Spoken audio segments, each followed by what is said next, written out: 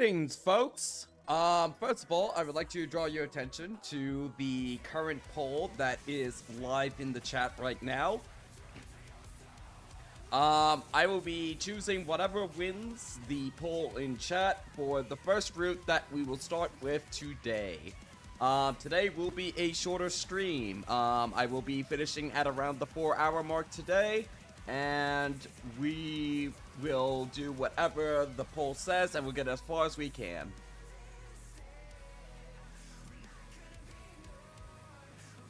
Let me get my windows back in order. Oh, killed the music. How unfortunate. I do have the question doc prepared, as well as the rankings of more endings. And I want to find the VN one. Or Survey Supervision's pretty good. Let's do Survey Supervision. I suspect we're gonna be finally seeing Survey again.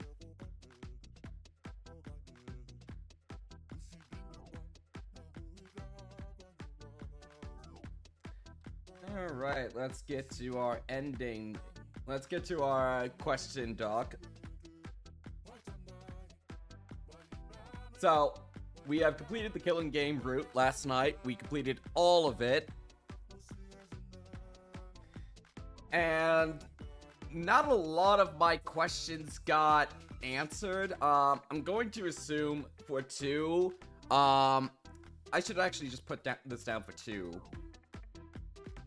That they aren't infecting the future baby. It's just like he felt a bad aura in the future is what I got from the ending we got. So maybe the answer is Ito's presence slash sponsor presence is what was causing the bad influence, or maybe it was Takumi. I would have to review the exact wording of it, but it did go away when we killed Ito. So it was Ito all along. Is the true answer of that. It was Ito all along. What is the end goal of the sponsors? It was Ito all along. Ito doesn't need any explanation, chat. No explanation needed for that one. So, Ito was the one who was tormenting us, at least with Sponsor 2. We still don't know jack shit about Sponsor 1, really, except for they were zombies, maybe? Which heavily suggests the same was the Gi again, but we don't know anything about the Gi besides they take over bodies and shit. They're zombies, but no idea what their end game actually was. Probably just to create enough corpses for them to occupy people or something. But their overall mission is very unclear to me.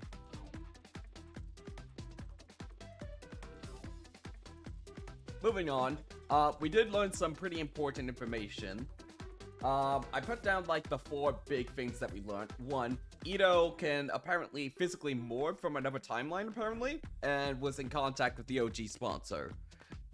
We don't know where this Ito came from. I don't know if we're going to actually meet this Ito that morphed from another timeline or something like that. No idea where this Ito came from. In fact, I want to say we know for certain where the Gi data came from, but considering I still haven't seen 69 more endings, it's entirely possible that we still haven't seen that yet, and we haven't even seen the timeline in which Hiriko morphs over. I don't think she physically morphs, just her memory morphs from timeline to timeline. So we will have to see where Ito came from, which confirms the amount of people morphing to being Ito and Hiriko. I'm not sure if I would consider Takumi as morphing at all, because to me, it seems like the only information that he retains between timelines is just his original 100 days. He does not retain any information between timelines, unless there's something later on in which he starts to do that. The OG sponsor is still unknown at the time. I think it's still probably some kind of Gi, based off their last time words of Gi when they were dying, and apparently them wanting to create zombie bodies. So, as best as I can, they're probably geek, but I have no idea why they would be doing it in this fashion. They confirmed something. They did confirm that the invaders are humans, and the school invaders, like the monsters, are apparently converted humans. I'm a little bit confused as to why they would want to do that. It seems to me, unless I just missed some lore thing, that the school invaders are just not very effective soldiers. I mean, sure, I get it from a gameplay purpose, but I'm thinking about this from a story purpose because both of these writers are much more story-focused in their games versus the gameplay, in my opinion. And I just don't understand why they would do that. Maybe there's something extra. They just wanted to create a mystery for the player. I mean, that could be it. But I still want to know why, and to me, I've been very much approaching this game, and I think I wrote about this in the discussion then on Jads. I was very much approaching this game based off my first 100 days of it, of a sort of 13 Sentinel situation, in which the main issue in this universe is that you're lacking information to fight against the circumstances you are in. And the most important thing is gaining information. I think my expectation of that is putting me in the wrong mindset for this game, in which I still don't know what year it is, really. I don't know if there was a big time jump between that very opening scene to where we are right now. I have no idea any of that. And hell, we aren't even really confirmed as to where exactly we are. I think that we're on a different planet from Earth. This is not Earth. It hasn't been Earth for the whole time, probably. But I just don't know how to approach this. I might end up just being like kind of whatever to a lot of the plot if it keeps on doing this. Because I feel like, especially with Crypto Globin, it seems to just do whatever the plot demands it can do. It can just do it, it's just magic, there's no limits to it really, except for that suit apparently. And it's sort of similar with the Revival-O-Matic. This route did fix a lot of my issues with the Revival-O-Matic in the original timeline, but it seems very inconsistent in how it works, is my thing. So, moving on, let's get back to our ending tier list. Ending 89, in which Ava, we just had the Battle Royale at the base. That is going in firm. Should have been 93 endings tier. I think that was just a straight up bad ending. I don't think they let the scenario played out all that much. I think my big thing with the should have been 93 endings, and I think I'm gonna actually bump ending 69 to DRV free, case free territory, is that it doesn't do anything for me, really. If you are going to have an alternate ending, because the promise of this is that every ending matters, and there wasn't going to be, like, bad endings, is from what I understood going into this. I feel like if it ends on the same day without an interesting outcome, or, like, a more interesting outcome than, oh, you just die, I think that's an automatic should have been X amount of endings ending. It doesn't have to be exactly a very, in-depth ending. No, I don't think any of these endings, except for ending 72 up here, were in-depth at all. But I want to see that scenario play out, which, that's why I really like ending 88. I think that was a very interesting ending in terms of letting the scenario play out for a little bit and showing the natural consequences, got some emotional beats out of it. I think that was a great ending. Ending 85.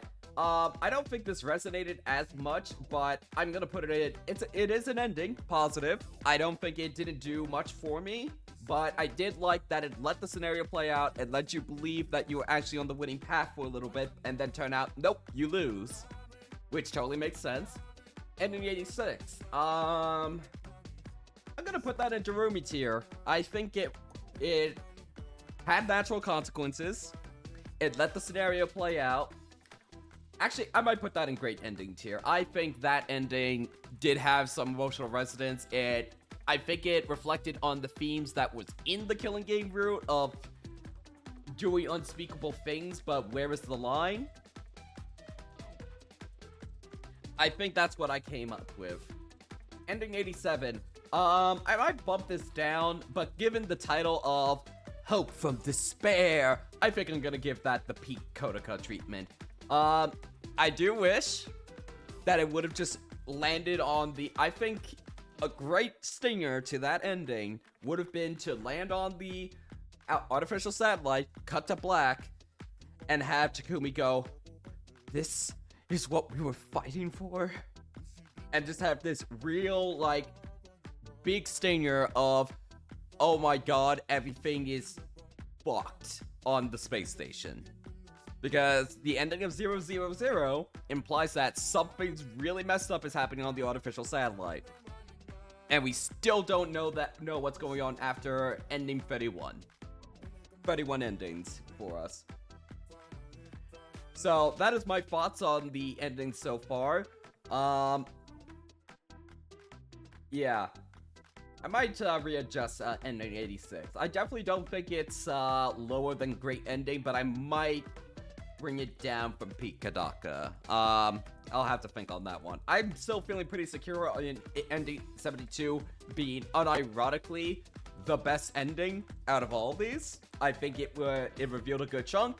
I think it was interesting stuff, and it had an emotional through line in my opinion.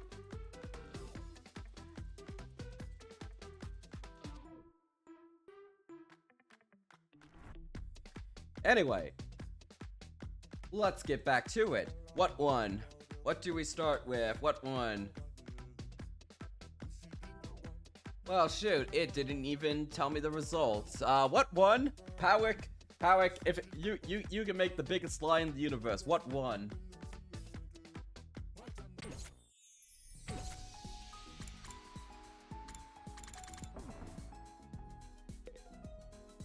You could choose, Powick. Good morning, Atticus. Atticus, I don't know what won. It won't tell me what won. I was putting a choice between, I was one of the only two people who voted don't reveal the secret one. Okay, fine. I have genuinely no idea what won the poll because I wasn't paying attention. I was ranting about the endings and stuff that we got yesterday. I genuinely don't know what won between don't reveal your secret, no, and saving Last Defense Academy. You know what?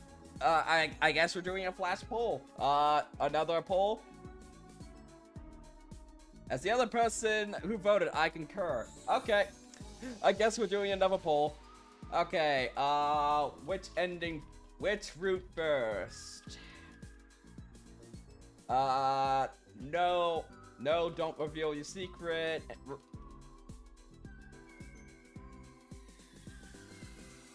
And save Last Defense Academy. I'm gonna run the poll for 2 minutes.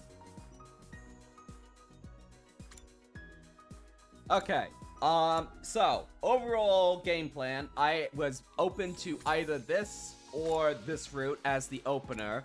We will start off with the day again, just so that we can get the context for what was happening in that scene, because it has been a little bit.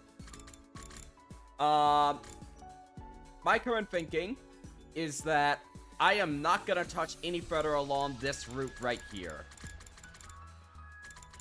I'm gonna save this part for last. And I will also save this for last, whatever is down here, because I already have the name of Coming of Age route, whatever that means.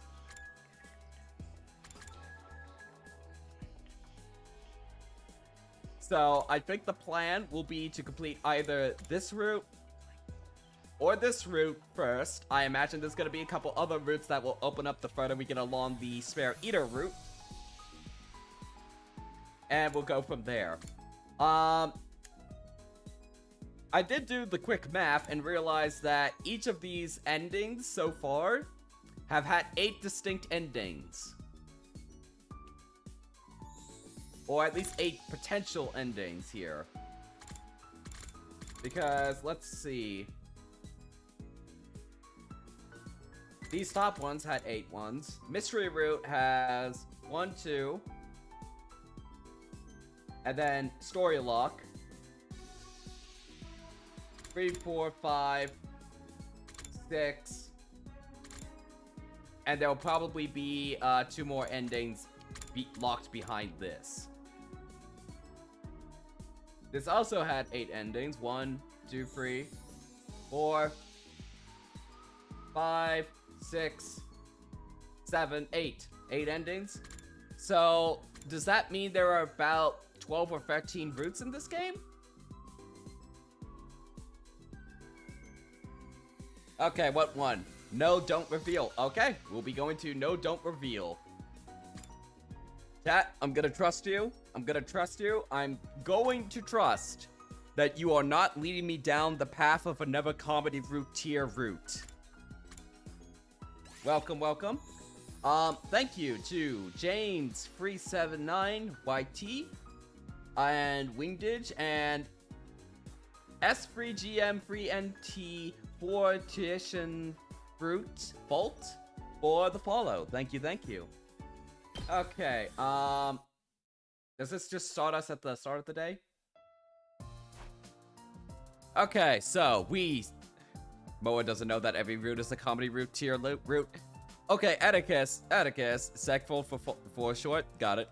Atticus, for the record, I really did enjoy the Killing Game route, even if some segments were ironic enjoyment. I think that was probably the most solid route overall. I think with some adjustments and readjusting how Nozomi and Takumi were in that route, that could have been like the absolute best the game could have offered. I really enjoyed that route overall. So, not every route is a comedy tier route. Anyway, so in this route, we just spared Ito. We spared Ito yesterday. Everyone's here. Surrey, Hiriko, and Ima too.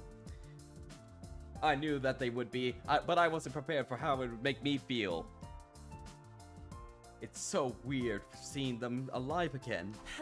Ito's not here. What's taking him so long? Maybe he overslept? You should go give him a wake-up call, Mrs. Maruko. Oh, god damn it. Okay. Well, let's just hope that Ito has to, can make up for this presence. Why me? Go wake him up yourself. Don't worry about Mr. Atsuki. He's unable to attend today. Unable? Oh, I get it. He's locked himself in his room. Honestly, I don't blame him. I'm still having trouble coming to terms with all this. I know. None of it feels real. Oh, god damn it. We were doing so well, chat. We had to go back to Shoma and Gaku. Oh, I'm sorry for having the audacity to speak without someone hitting me first. Come on, Samurai, let's get this started. 90% of my problems with that route are imperatives for why the Killing Game started / continued. It's probably a me issue because I have no problems with why things were happening in the / comedy route.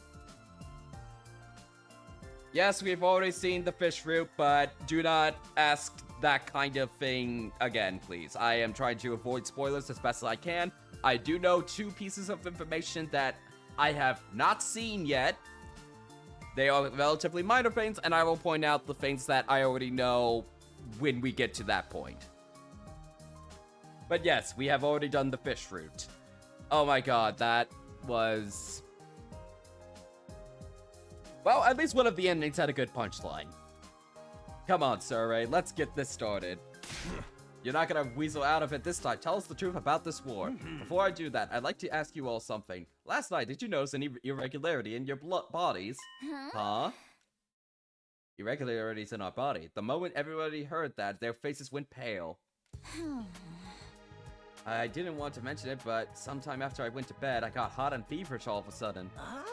For real? The same thing happened to me. And me. It happened shortly after I climbed into bed with my dear sister. We don't always sleep together. He only did it to help me calm down. Ever since then, I've been totally amped. It's like I've chugged 50 million energy drinks or something. Yeah, same here. Feels like some kind of new power welling up inside me. Oh, me too. Same for all of us. What was that feeling exactly? The ghost boy was right. My cryptoglobin powered everyone up. So right, did you do something to us? Sorry, but it wasn't me this time. Somebody else was responsible. Surrey turned around and gave me an expectant look. Everyone followed his gaze. They were all staring at me now. Huh? What's Takumi got to do with it? What's the meaning of this? Are you saying Takumi did this? No way. How could a shrimpy little wimp like him do something like that? Hey! I really don't want to hear that from you.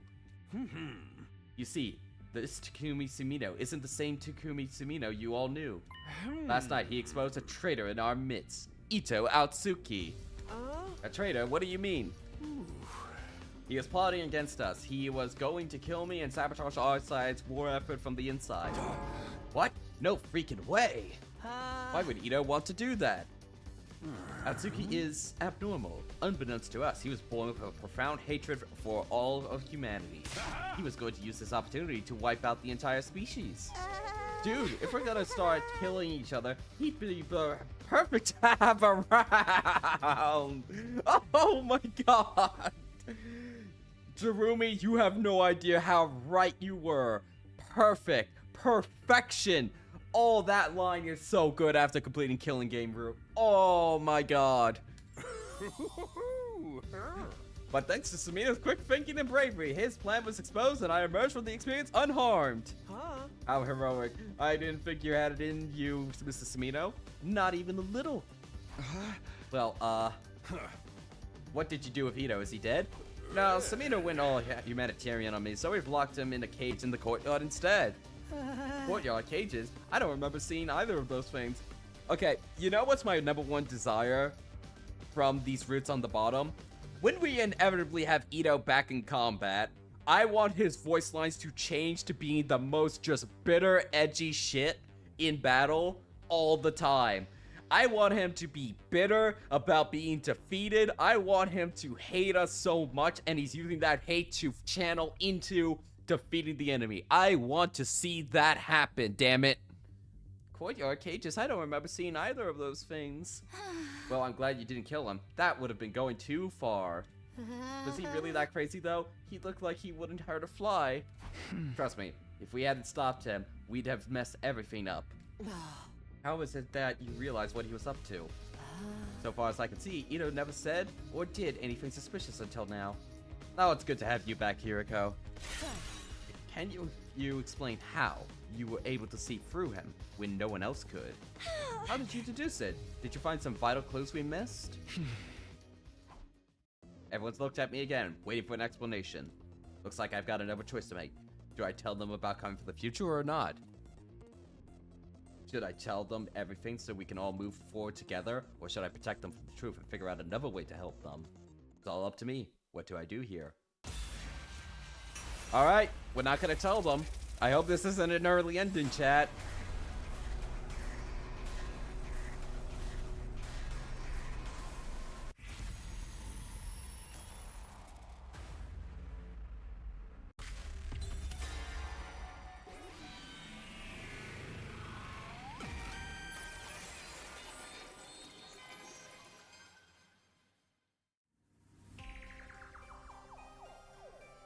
If I want to get everyone on my side, I should really tell them the truth.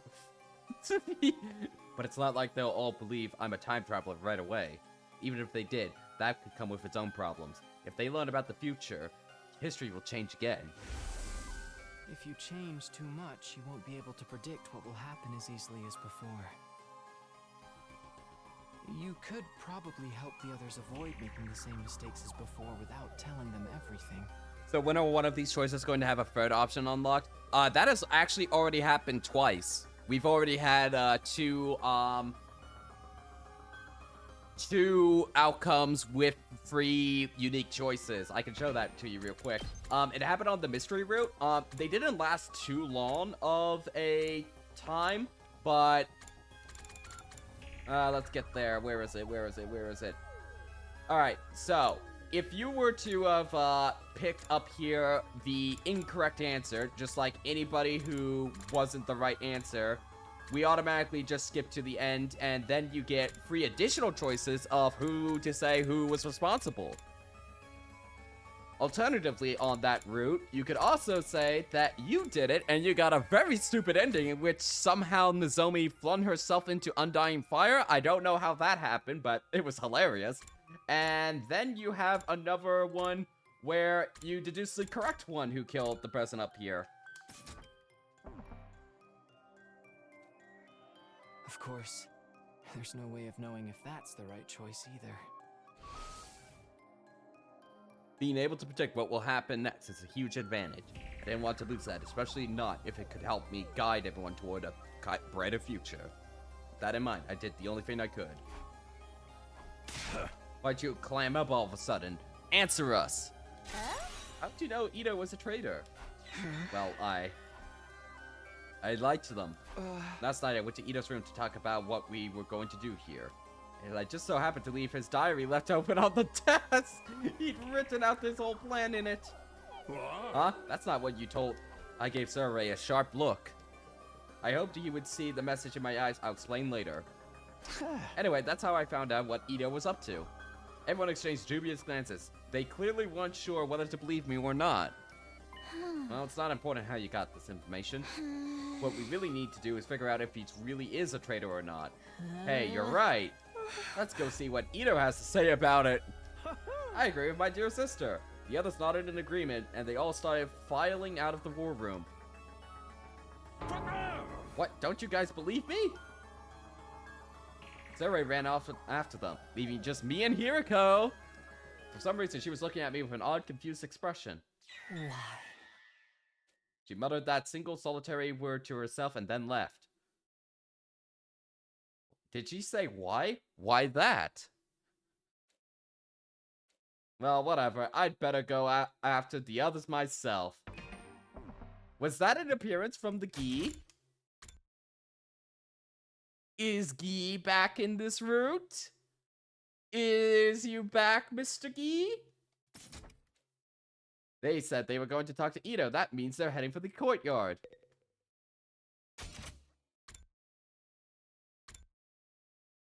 Disturbing lack of music. I found Sarai. Oh, there's the music. Oh, I found Sarai waiting for me in the hallway. I thought about it and realized there was no need for me to get involved. It's no skin off my back if the others want to get Atsuki's side of the story. What's he gonna tell them? You're being tricked. Sarai and Takumi are lying to you. Even if he did say something like that, he's got no evidence to back it up. I, on the other hand, have footage of this sudden change in demeanor, and everything he said last night. Let them talk to them if they want. You and I have other things to discuss. Let me guess, you want to know why I didn't tell them the truth? That's right. I explained my thought process to Sarai. If everyone found out what was coming, the future would change again. To maintain the advantage my foreknowledge gave me, I decided to keep them in the dark for now. Didn't you come back because you wanted to change the future, though? Yeah, but to a future where all of us survive. If I can't do that, there's no point in any of this. I want to be the light that guides us towards that future. I see. In other words, your ultimate objective is for everyone to watch the final attack together with smiles on their faces, yes? Not exactly. I really couldn't care less about the final attack. But he had the part about everyone being there right, so I just kept quiet and nodded. I like it. Your interest and mine match it up perfectly. So what do you say we work together? I'll keep it a secret from the others that you came for the future. If it'll help the Special Defense Unit function more efficiently, I'm more than happy to practice a little deception. Thanks, I appreciate it. One more thing, how much do you know about our mission here exactly? And so I told Sarai how things went down during my original 100 days at the Academy. Starting with what happened when I went to the second to last Defense Academy and met Nigel and the other team members. Then, the revelations that followed, World Death, Crypto Globe, the Exodus Project, and the artificial satellite.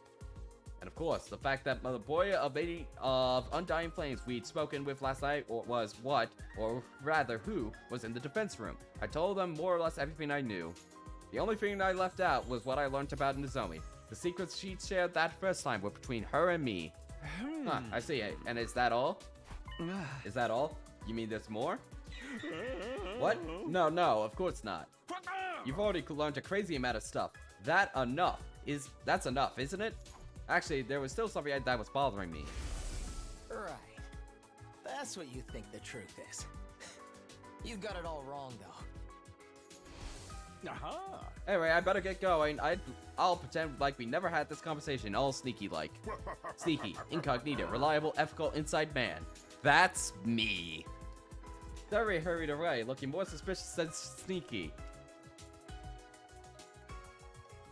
So, I would be very dishonest if I didn't point out something. I'll show it to you as soon as we can access the gallery, but I'll be dishonest if I didn't point out something at this point.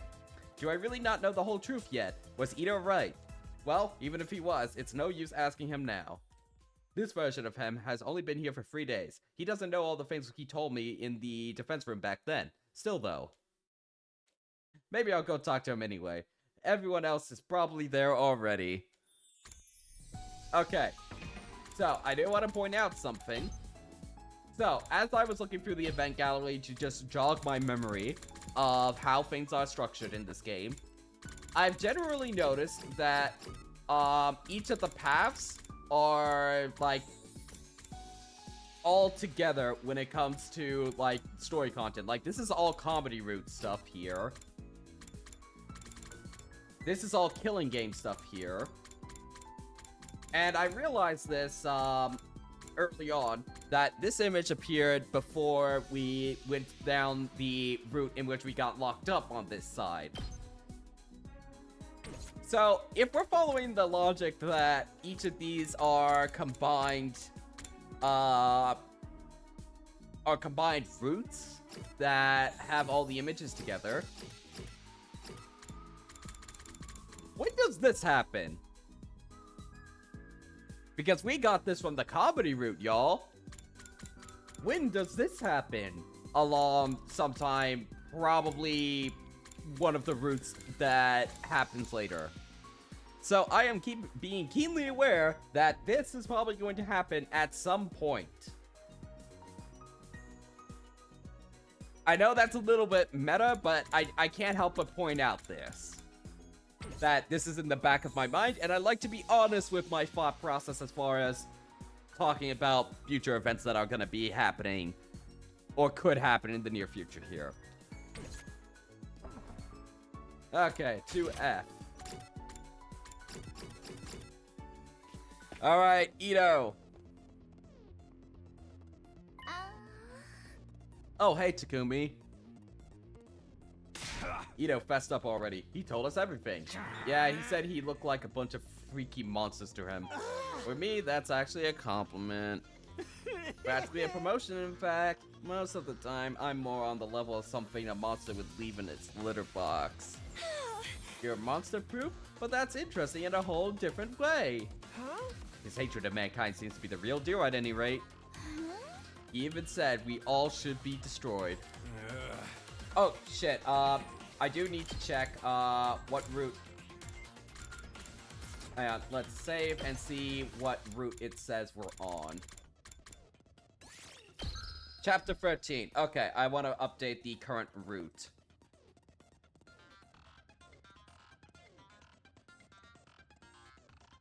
There we are. Okay.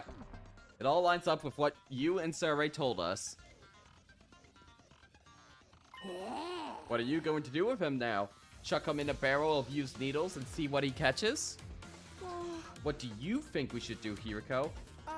Oh, yes, you've been awfully quiet today, Miss Shizuhara. Something on your mind? No, not really. Hiriko's eyes darted towards me, almost like she was watching to see how I'd handle all this. So, she is constantly assessing, at least in these 100-day pluses. I'm not sure if she was doing it in the original 100 days. What kind of character we are? And I think that's because she's on guard for the gi or something? Yeah! I'll go along with whatever you say, Mistress Hiriko. Would you like his appendix? I'll bring it to you on a silver platter. Why just the appendix? Oh. I'll leave the decision to Takumi. Huh? Oh. You're the one who stopped Ito last night. You could have killed him then, but you didn't. Oh. I can only assume you had a good reason for sparing him. Honestly, I don't think I did. It just didn't feel right to kill another human being in cold blood. I don't know though. Was that really all there was to it? I know it's an insignificant pile of monster poop like me has no right to weigh in on decisions like this. But I think we should let Ito live too. He seems really smart. And so if we play our cards right, he might be useful to us. We gotta respect life too. Even soup stock carriers carry the soul of the veggies that's used to make it. Great vegetables. Huh? I have no idea what you're talking about.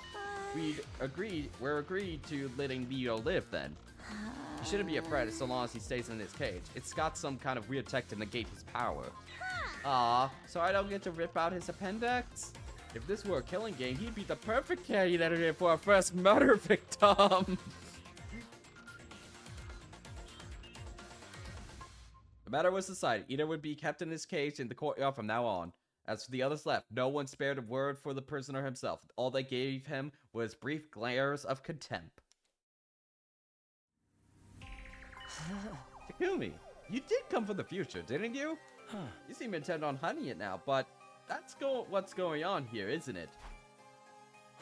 You're keeping it secret from the others. It's okay. You don't have to explain why. I can figure that part out for myself, unlike the rest of them. I'm not an idiot. Did you tell them my story about reading your plan in your diary? Oh yes, I could tell right away you made up some excuse. So I went along with it. I told them that I really did keep a diary, and I had written down my plan to kill Sora in it. I played the part perfectly, if I do say so myself. Thank you, boyfriend. Why though? What's your angle? But indeed, maybe I just didn't want to let them in on the truth. What really happened that night is a secret between you and me. Technically, Sarai and the creature wreathed in flames no too, but still. In other words, he saw an opportunity to take it. He's holding on to this information until he can use it to his advantage. Speaking of that thing made of undying flames, stop right there. I don't have to tell you anything. I'm asking the questions here. The you I fought in the future said you will learn the truth about this war. A truth not even I know. Do you have any idea what that could have meant? I'm not the same person you do in that timeline. I'm as clueless as you are. Clueless. Not that I wouldn't like to know why humanity is forging such an abhorrent war. Of course, you could tell me that yourself, couldn't you? I left without saying any more. I looked back just once. Ito was watching me intently, his eyes alight with intelligence, with malice.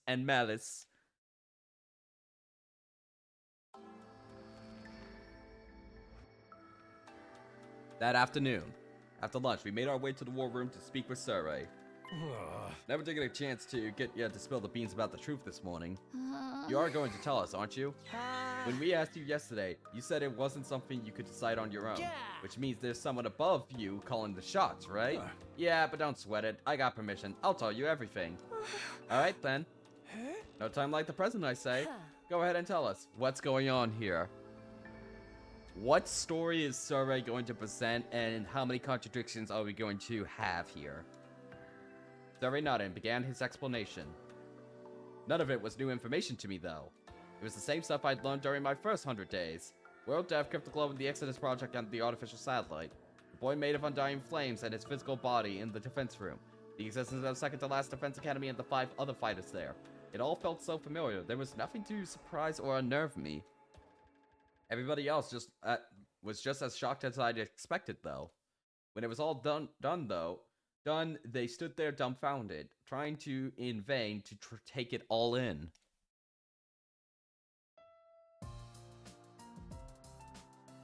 Well, Takumi told Sarai what he knew. Great idea, Takumi.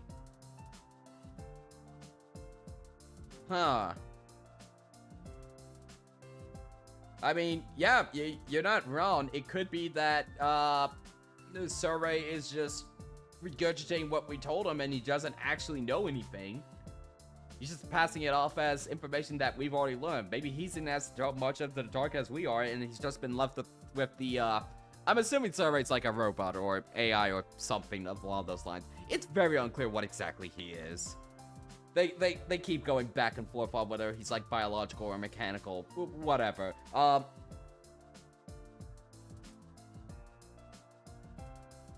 was I gonna say? Yeah, it could be a case of like he doesn't know anything and he's just trying to pretend he does, and he's just trying to fulfill his function of trying to make sure that the SDU fights. That could be it. By the time Sorey had finished his explanation, the whole day had passed us by. So, what exactly does all that mean for us? Weren't you listening? We're about to hold a killing game, duh. Nobody said anything about that. In other words, we need to defend this school for the next 97 days. When we do that, the missiles that the baby has been charging up will be launched. One final attack to wipe out all remaining life, including the invaders. And that'll stop world death once and for all. It's basically like winning a killing game on a worldwide MMO scale. Keehaw! But we ain't gonna get caught up in it ourselves. Right, before the attack, we'll board an escape pod and take off into outer space. Then we'll join the rest of humanity back on the artificial satellite. I knew you guys would get it. How could you not when I explained it so well? Hiriko knows. She knows. For some reason, Hiriko remained silent through all this. She refused to even make eye contact with any of us. It seemed like she was thinking hard about something. And this explanation has helped elevate your will to fight to a whole new level, am I right? Hell yeah, I'm ready for this. Let's kill us a whole bunch of invaders. Yeah, you've convinced me. If it means making it back to the audit satellite alive, then I'm in. I'll give it my best shot. I might need a couple of barf bags, though. I'll fight, too. I'll do whatever it takes to protect my dear brother. What? But sister dearest? Don't try to stop me. You can say what you want, but my mind's made up. I don't think I've ever heard you speak so forcefully. I guess that's that, then. How about you, Shoma? Honestly, I don't think a festering dung beetle like me will be of any real use. But I felt this real urge of power pulsing through my body last night. I feel I've ascended to the level of, I don't know, festering stag beetle? Yeah, man, that's the spirit. Oh, bro Takamura's so back. We're so back for bro Takamura. I miss bro Takamura. It did occur to me that I completely forgot why Takamura would be especially pissed off at Takumi all this time. Is that I completely forgot that at the very start of the killing route, Takumi is the one who convinces Takamura to go along with it. Like, he was like the critical person who we had to convince in order for the killing game to start in that route. So he would probably feel the most responsible and would also blame Takumi for convincing him to do the killing game, which led to everybody, all the suffering in that route. So with that thought, it made me really realize how much Takamura had a lot of good reason to hate Takumi. But I'm glad that we have bro Takamura back. So glad we have you back. Takumi and Hiriko, you two have been fighting right from the start, so I guess there's no point in asking you, huh? We'll be fighting with a full team in our next defensive battle then. Seems like that way. Let's all work together and wipe out those Russian invaders. Oh yeah, I'm feeling it now. Come on, let's do a motivational cheer to celebrate all together now. Special Defense Unit, best in the world, indestructible and undefeated. Never lose, never yield. Special Defense Unit, fight on!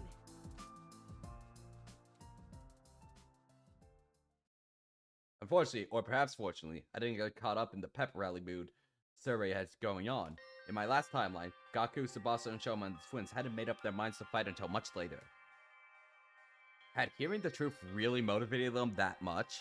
Or did their sudden boost in power have more to do with it, like in Shoma's case?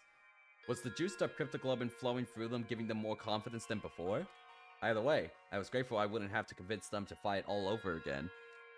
At the same time, though, this could mean history would change again, deviating from the future I knew even more. When I thought of it that way, I couldn't help feeling uneasy. I felt an intense gaze on me. I looked around it and locked eyes with Hiriko. She was looking back at me, also with a weirdly uneasy look on her face. The meeting in the war room came to a close. After a somber late dinner, the others decided to turn in for the night. I did the same and returned to my room. I lay down in my bed to space out for a while, but then, Flamo! Oh. I got up and went to the door to greet my late-night visitor. Hiriko! Hiriko, what's what? I wanted to ask you about something. Oh, what is it? Oh. After we spoke to Ito in the courtyard, I went back to his room. Oh. I searched it from end to end, but I didn't find any diary. You've been lying to us, haven't you? What? Me? Lie? I don't know what you're talking about. You're from the future, you traveled back in time somehow and ended up here. That's how you really knew what Ito was up to, am I wrong? Being confronted with the truth so abruptly threw me for a loop. My face tensed up and my palms began to sweat. How can you possibly know that? I realized too late that I shouldn't have said that. It was practically admitting she was right. Hiriko must have realized it too, although in her case, she seemed to relax a little. I thought so. Well, that's all I want to know. I'll be going now. Hey, come back. Tell me what this is all about. I knew you were acting weird today, ever since yesterday when I lied to the others, actually. When they all left, you stayed behind and you asked why. You didn't look happy either. What did you mean by that? Just how much do you know anyway? Hiriko didn't answer. She just looked away. Her brows were furrowed. She was biting her lip and claw. We stood there in silence for a while until she gave a sigh and spoke up again. Let me sleep on it. I'll tell you everything tomorrow if I don't change my mind before then. You will? Yes. But I'll tell you one thing right now. Two, in fact. Keeping your time travel secret from the others was probably the right choice. Same goes for not killing Ito. Huh? Until tomorrow, then. With that, Hiriko left the room, leaving me alone with my confusion and angst.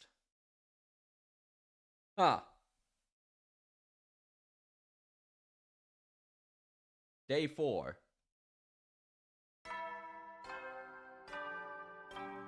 Oh, is Hiriko going to end up dead before she can tell us once again? It's time to rise and shine! Get ready for your 4th day of active service here at Last Defense Academy. Prepare to spend another day. Be ready to get... Aha! Now that you've had your breakfast, I have 2 very important announcements to make. Announcements? First of all, I've decided to give you a run of the school. Every classroom is now unlocked. I had originally planned to open them little by little, but I was really touched by your show of determination yesterday. Consider this your reward. Awesome. Dibs on first try in the guillotine room. Whatever that is, we don't have one here. What about this second announcement? In order to make you a more efficient fighting unit, you need a team leader. The invaders have commanders, so we should have one too. The position goes to? Seriously, you want me to be the leader? Nobody said anything yet. Yeah, and besides, it's Samino. Huh? Me? You exposed the traitor in our midst and saved your commanding officer from a terrible fate. You've also demonstrated your ability to rally others behind you. Your personality makes you the perfect candidate too. What do you guys think? Any objections? I think it's a good idea. Yeah, I'm fine with it. I'll cast my vote for Takumi too. Although in my case, it's probably only worth 0.00000000001 of a normal vote. It's always the Red Ranger that leads the team in those hero shows. Takumi's got red hair, so he should do fine. My dear sister and I dress in red too, but this is to me it's probably the better choice. I had a vision that this would happen. Takumi will lead us all toward a better future. Fine, I'll show you how you all feel. I'll step down and let Takumi take over. Shut up, Gaku. I'm more the cool outsider type anyway. How about you, Shishihara? Hiriko took a moment to think about it before answering. I have no reason to oppose this decision. Good enough for me. Takumi Samino, I hereby confer you the position of captain of the Special Defense Unit. I expect you to help your team members grow and lead them all towards a spectacular victory. He always used the term team leader before. We're now captain. Huh, okay. What was I supposed to say? Thanks, but no thanks? I don't think anyone here would let me weasel out of it like that. Instead, I resigned myself to the inevitable and nodded. Yeah, okay, I'll do my best. I mumbled a half-assed acceptance. Everyone said things like, nice to meet you, Captain, or don't let us down, Captain. I think they were teasing me, though. After a few slaps on the back, they filed out of the cafeteria. Last to leave was Hiriko. I hurried over to her before she could get out the door. Hiriko, wait. What is it? What do you think it is? We're supposed to talk. You told me you'd tell me what you've been hiding today. I don't remember making any such promise. What? I said I'd tell you everything if I didn't change my mind. I thought about it last night, and unfortunately for you, I did change my mind. Okay. You've got to be kidding me. I have never kid anyone in my entire life. Hiriko pushed her glasses up to the bridge of her nose for emphasis. She looked tired out somehow. I thought you were on my side. Your side? You didn't object when Sarai made me captain. That doesn't mean I approve of you. I just thought if you were leading the team, it would make things easier for me. Much better to have a figurehead in place so no one will bother me. A figurehead? In other words, you're a puppet leader. You could have just taken the position yourself. I'm really not the type to take the lead. Besides, I've seen this play out before. What are you talking about? Forget about what I said last night. Just move forward and do whatever you believe is best. With that, Hiriko turned and left. The clacking of her heels echoed through the cafeteria, down the halls, and eventually faded away completely.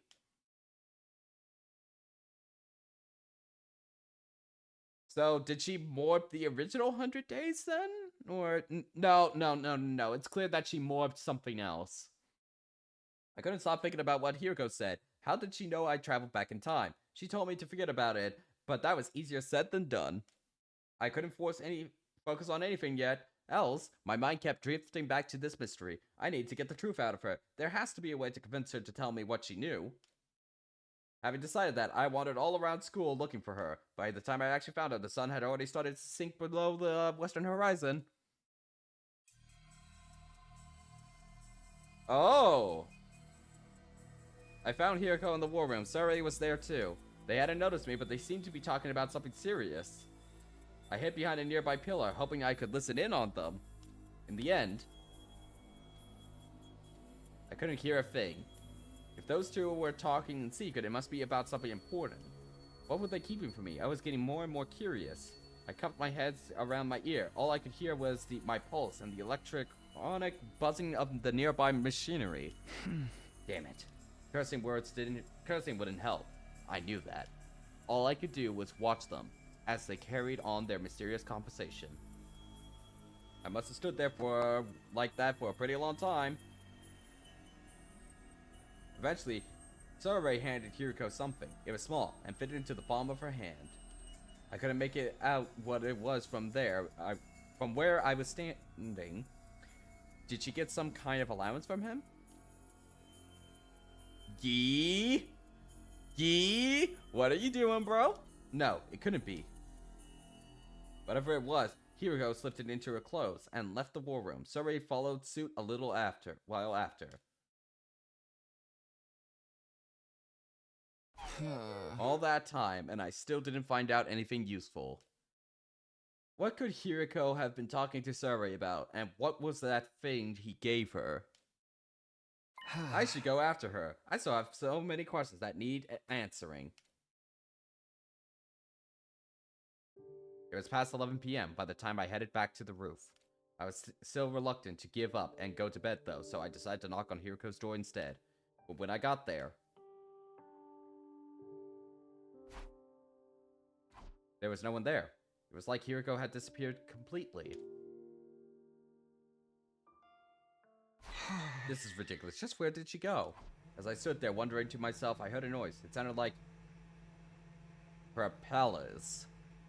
I looked over the railing and down into the schoolyard. There, hovering near the wall of fire, was a drone with a fire extinguisher mounted to it.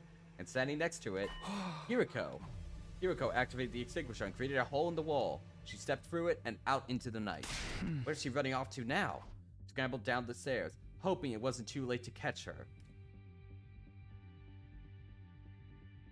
I arrived in the entrance hall. Sure enough, one of the fire extinguishers was missing. I grabbed the remaining one and headed outside. Once I was past the wall, I walked around for a while, but I didn't see any trace of Hiriko. Guess I shouldn't be surprised. She could be anywhere out here. But now I'd come this far, I couldn't just give up. Between what she told me last night and her conversations with Surrey today, Hiriko had a lot of explaining to do. I wanted to know why she was wandering off school grounds at night, too.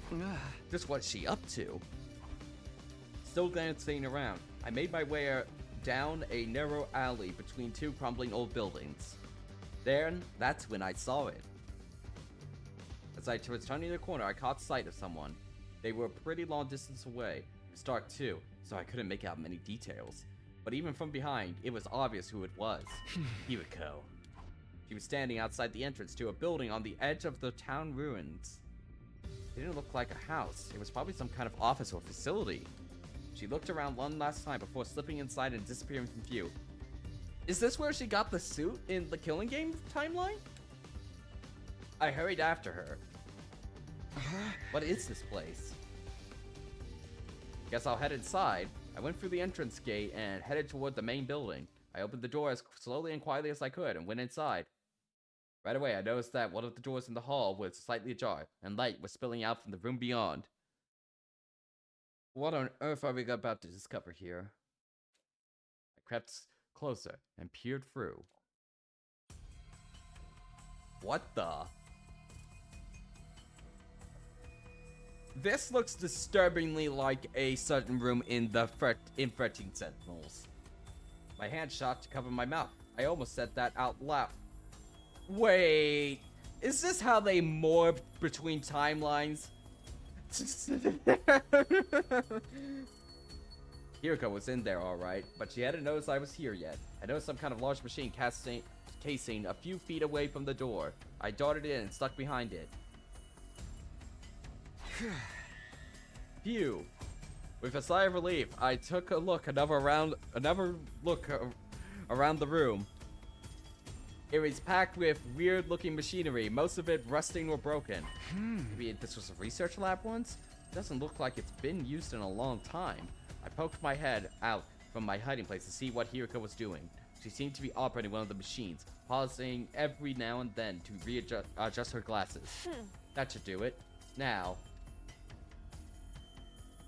She walked over to a giant locker and pulled the door open. The Suit Men! Oh my god, how many Suit Men are there? No! There's so many Suit Men!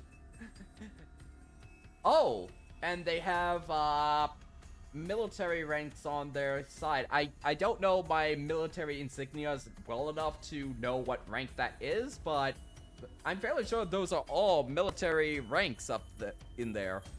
Inside were, well, they were all some kind of all bodysuits, like what deep sea divers or astronauts would wear.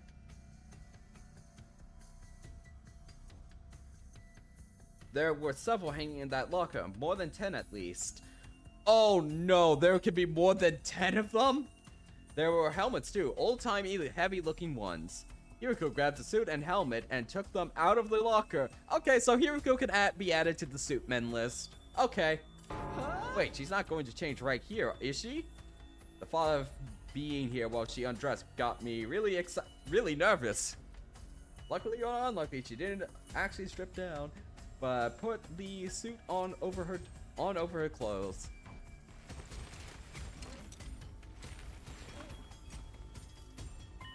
There, ready to go. I'm running out of time. If I don't make the leap soon. For the US military, those symbols are reversal direction, US Army Sergeant insignia.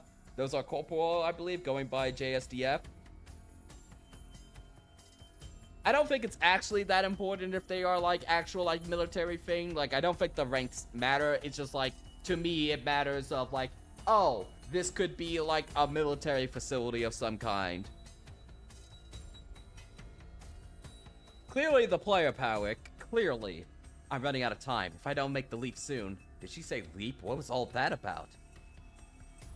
At the back of the room, that was a control console of some kind. Hiriko walked up to it, brought her fist down on a big red button. That done, she stepped to a circular platform next to the machine. She got to the center of it and stood there. Then particles of light started to fill the space around her. Huh? Wait a minute. What the heck? I had no idea what was going on, but my pulse was racing. My mind was drawing a complete blank. There was just one thought in my head. One thought and a rising sense of panic. Are we going to be brought into whatever future she's going to? It would be Sergeant either way. I was looking at an old-ass document. Got it. Hugo was going to disappear. I'd never see her again. I couldn't let that happen, so I leaped in behind her. Hiruko! No! Huh? Oh, what's gonna happen? Are we going straight back to the What? What?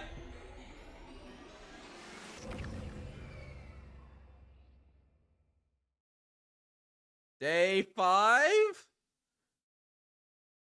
Okay, we're going full on morbing on this route. I see why you all wanted me to go for this. I'm not sure really what happened after that, but when I came to,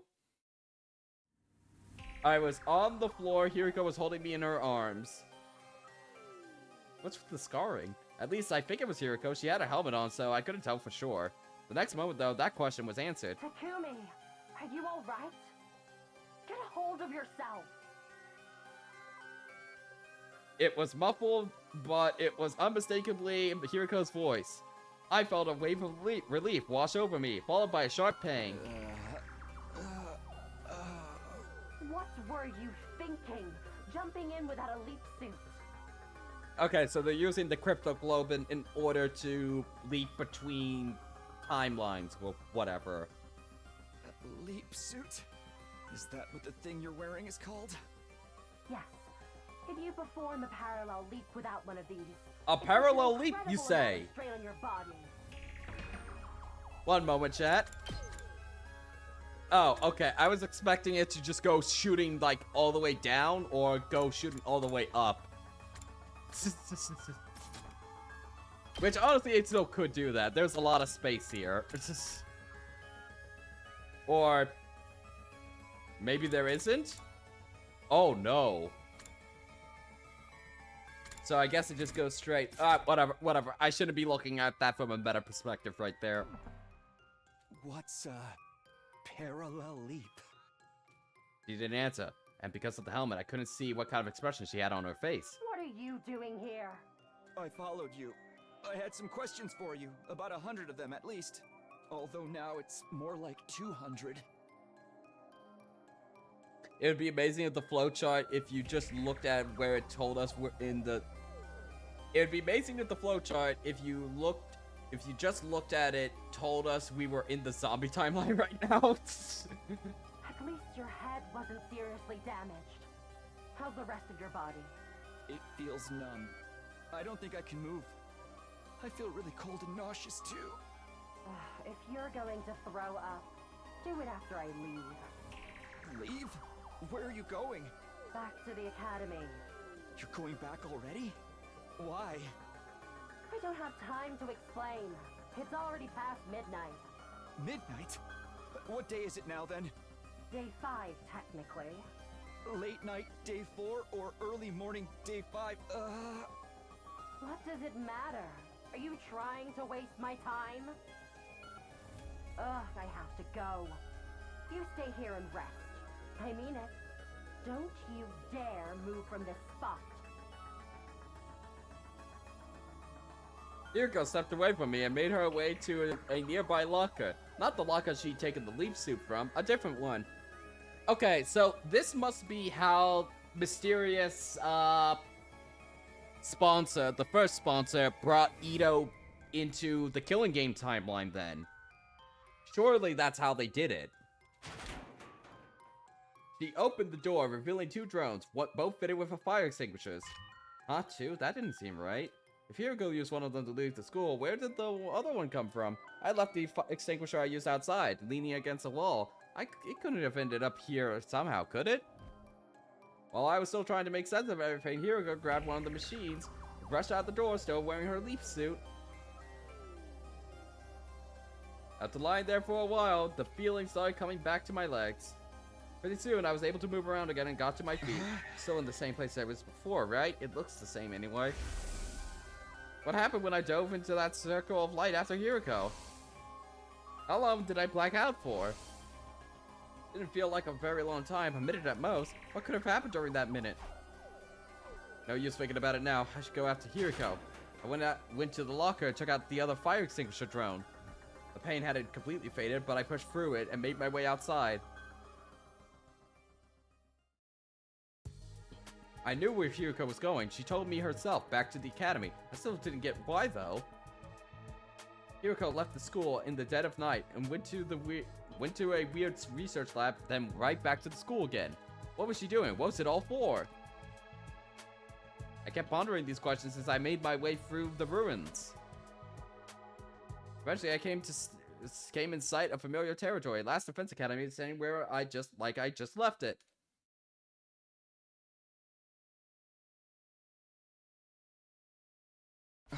Now, where's Hiriko? I'm expecting it all to just be in... It's gonna turn out everybody... Oh, okay. I was gonna say, I was expecting it all to just be... Oops, all Hiriko. Oops, all Ito in this timeline. Because we clearly, morphed into a different timeline. Morgue. Wait a minute. Morgue? If she's in the morgue... What timeline are we in? It would have been so funny if it was just the oops, everybody's Ito, timeline here.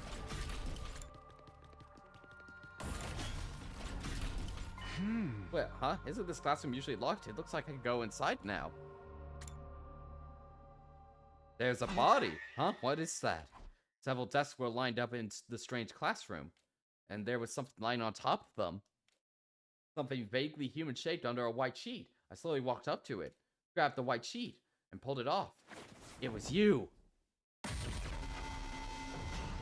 What? Ito? No. It can't be. No, not Ito. He was shut up in his cage. There's no way he could have gotten out. So then how? How did he get here? And why is he dead? Before I could do anything, a loud noise erupted from somewhere else in the school. It sounded like it came from above me.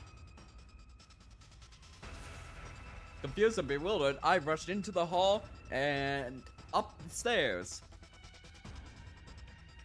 When I got to the third floor, I heard the noise again. It's coming from the infirmary. I think it's this way? Shit. Oh well, I guess Takumi likes taking the long way.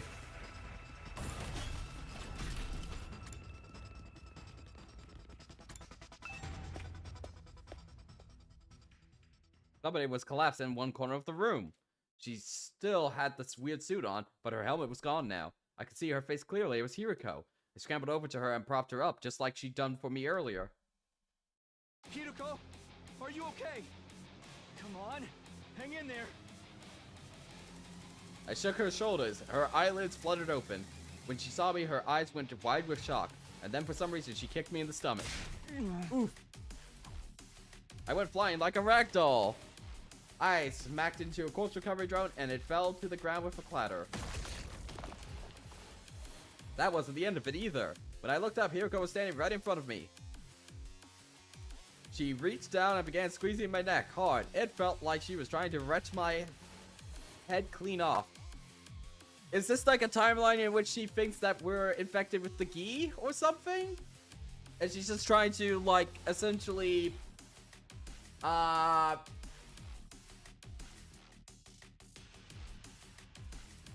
just put an end to that timeline beforehand? Hiriko, what are you doing? Please, stop it! I tried to pry her hands off me, but I wasn't strong enough. Oh shit, we're gonna run into ourselves. What happened in the research facility had taken too much of a toll on me. Please, Hiriko, at this rate, I'm really gonna... I never got to finish. The next moment, I blacked out completely. The gi is upset. It's upset. Damn, a little bit of QB liquid would fix everything here. I don't know how much time passed after that. My consciousness drifted back at some point for a little while. Everything was still kind of fuzzy, though. My vision was blurry. It was hard to make out what was going on around me. But I had a vague impression of someone standing in front of the revivomatic. It was Hiriko. There was a corpse recovery drone on the floor next to her. Was somebody inside? I really couldn't tell from where I was. I tried to sit up, but in the state I was in, I couldn't even lift my head up. So I just laid there and watched. The last thing I saw was the recovery drone getting sucked into the larger machine, and then everything went black again. The next time I woke up, it was a lot more sudden and more violent. I was on my feet, forced to stand with my arms behind my back. Don't tell me, was all that just an act? People do tell me I have a talent for inhabiting a character. What? You sure fooled me. It's me. I was Hiriko all along. What?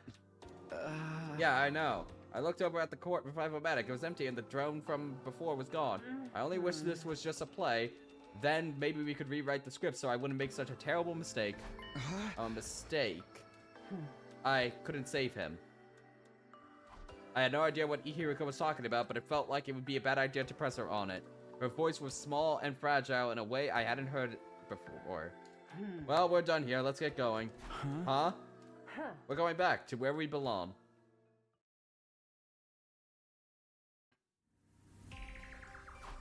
Wait, Hiriko, tell me what's going on. Why are we going back there? You mean the lab? This is some kind of research facility, right? Just what kind of research do we do here?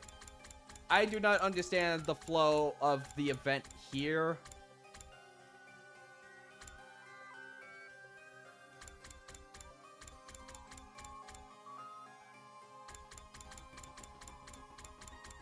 So she chokes us out. We know it's her for certain because we can see her face. We know it's Hiriko for certain. She chokes us out, makes us pass out. We don't see anything.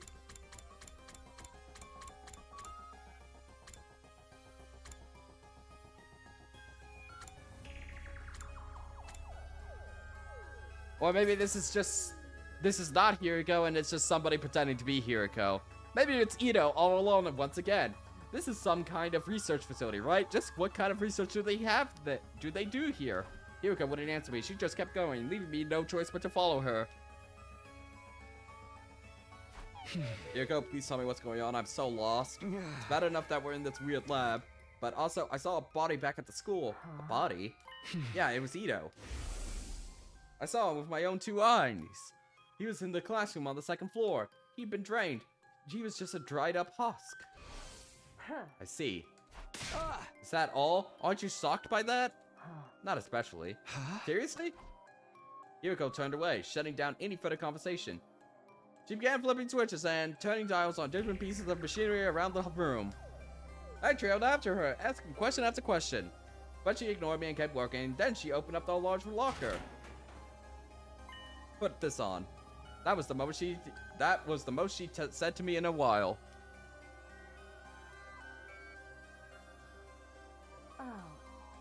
Well, how do you like it? Should I do the voice modulation voice chat?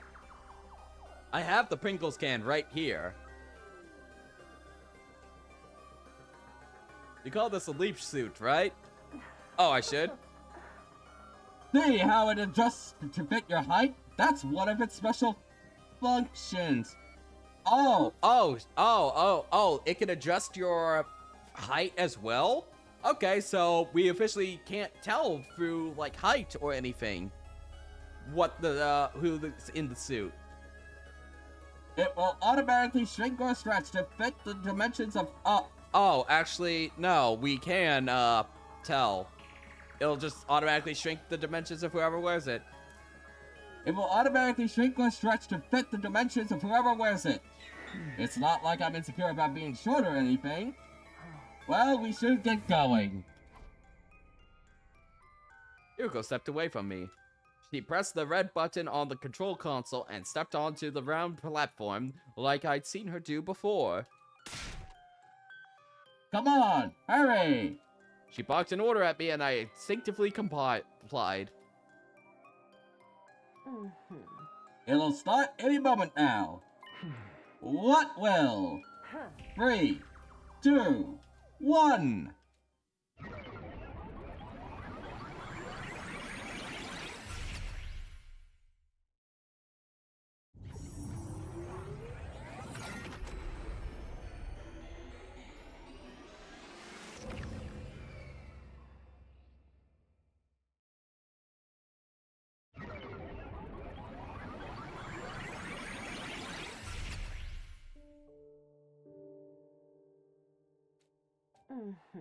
It's done.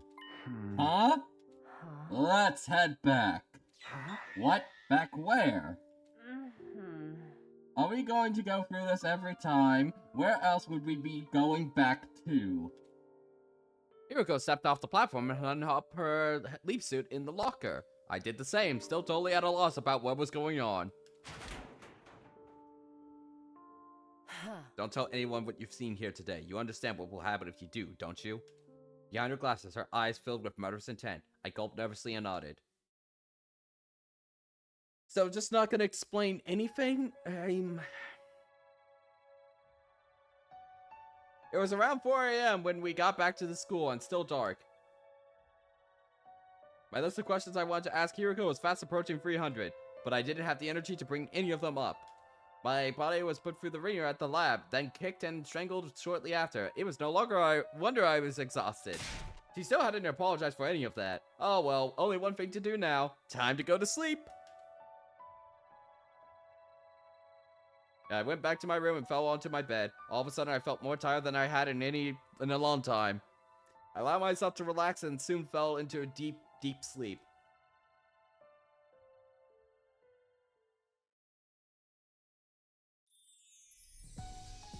I woke up and went outside, realizing I must have slept away most of the day. I didn't feel tired or beaten up anymore, but my head was still as fuzzy as ever. Not so much for the fatigue or the 300 or so questions swirling around in my mind. For now, I decided to focus on just one of them, and I knew which one. Ito.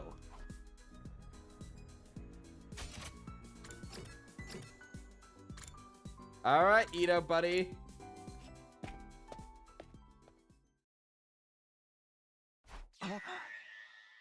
Alright, so I'm not gonna call it, like, bad or anything. Let me be very clear about it. I'm having an extraordinarily difficult time getting a read on Hiroko's character between these routes. It could be a case of we're just seeing Hiroko at different points in time, essentially. Like, Hiroko isn't, like, living multiple parallel timelines from her perspective. She's living one continuous timeline from her perspective. Of, like, chapter... Wait a minute. That would actually make a lot of that would make a lot of sense, because this is chapter 13. This is called chapter 14. This is called chapter 15. What if these chapter names are just like the chapters that Hiroko is observing one way or another? We're not the actual protagonist, Hiroko is. Hiroko is, like, living through chapter 13 right now. And then she morphs on over to, chapter 14. And then she morphs down to chapter 15. And that's why it's called chapter 15, chapter 14, because the chapters are from her perspective. I don't think that's actually what's going on, but it's a cool theory. Huh? Ito, you're... What's the matter, Takumi? You look like you've seen a ghost. Not that I've seen a ghost myself, or seen how you look when you've seen... Or seen how you look when you've seen one. When you think about it, it's hard. Isn't that expression a little problematic? I mean, it's hardly showing proper respect towards the dead. You're alive. In response to my comment, Ito put his hands on the bars of his cage and pushed against them. Last time I checked, yes, if I were a ghost, I would have phased out of here a long time ago. What's going on here? I saw his body last night, didn't I? Seriously, Takumi, what's wrong? Did you come across a corpse that looked like me or something? He's quick on the uptake as always. I've barely said anything, he's figured it out already. You might not believe it, but I know how to keep a secret. I still haven't told anyone about you coming from the future. If you need someone to talk to confidentially, I'm always here. Come on, tell me what happened. Don't tell anyone what you've seen here today. You understand what will happen if you do, don't you? I know better than to take that risk. I left without saying another word. I thought we were gonna get another choice and then we would see Hiriko murder us for telling Ito. That night, the others ate a sumptuous dinner in the cafeteria before heading back to their rooms. I struggled to force down a few spoonfuls of rice porridge. I put it aside and stopped Hiriko before she could leave. Hiriko, have you got a minute? I really need to talk to you.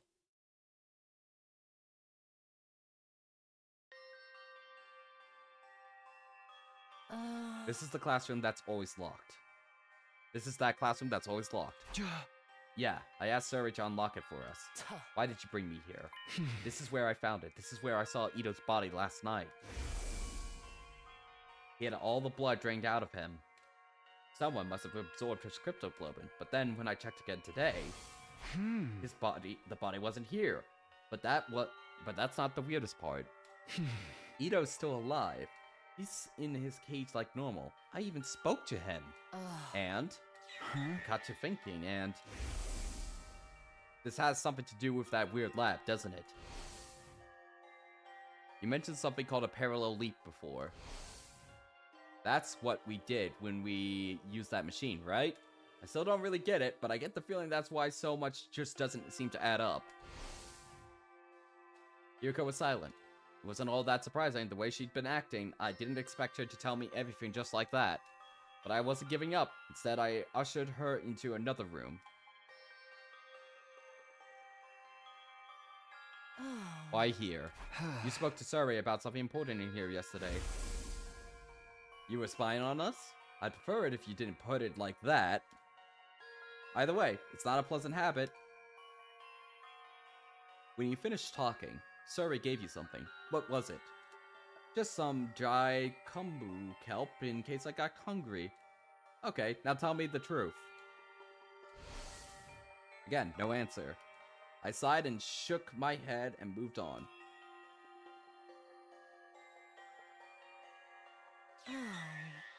Quite the little tour of the school you're taking me on. Huh? This will be our last stop. Last night I rushed in here and found you passed out in the corner. I had no idea what had happened, and things only got more confusing from there. When you woke up, you kicked me in the stomach and tried to strangle me. Maybe you could explain that?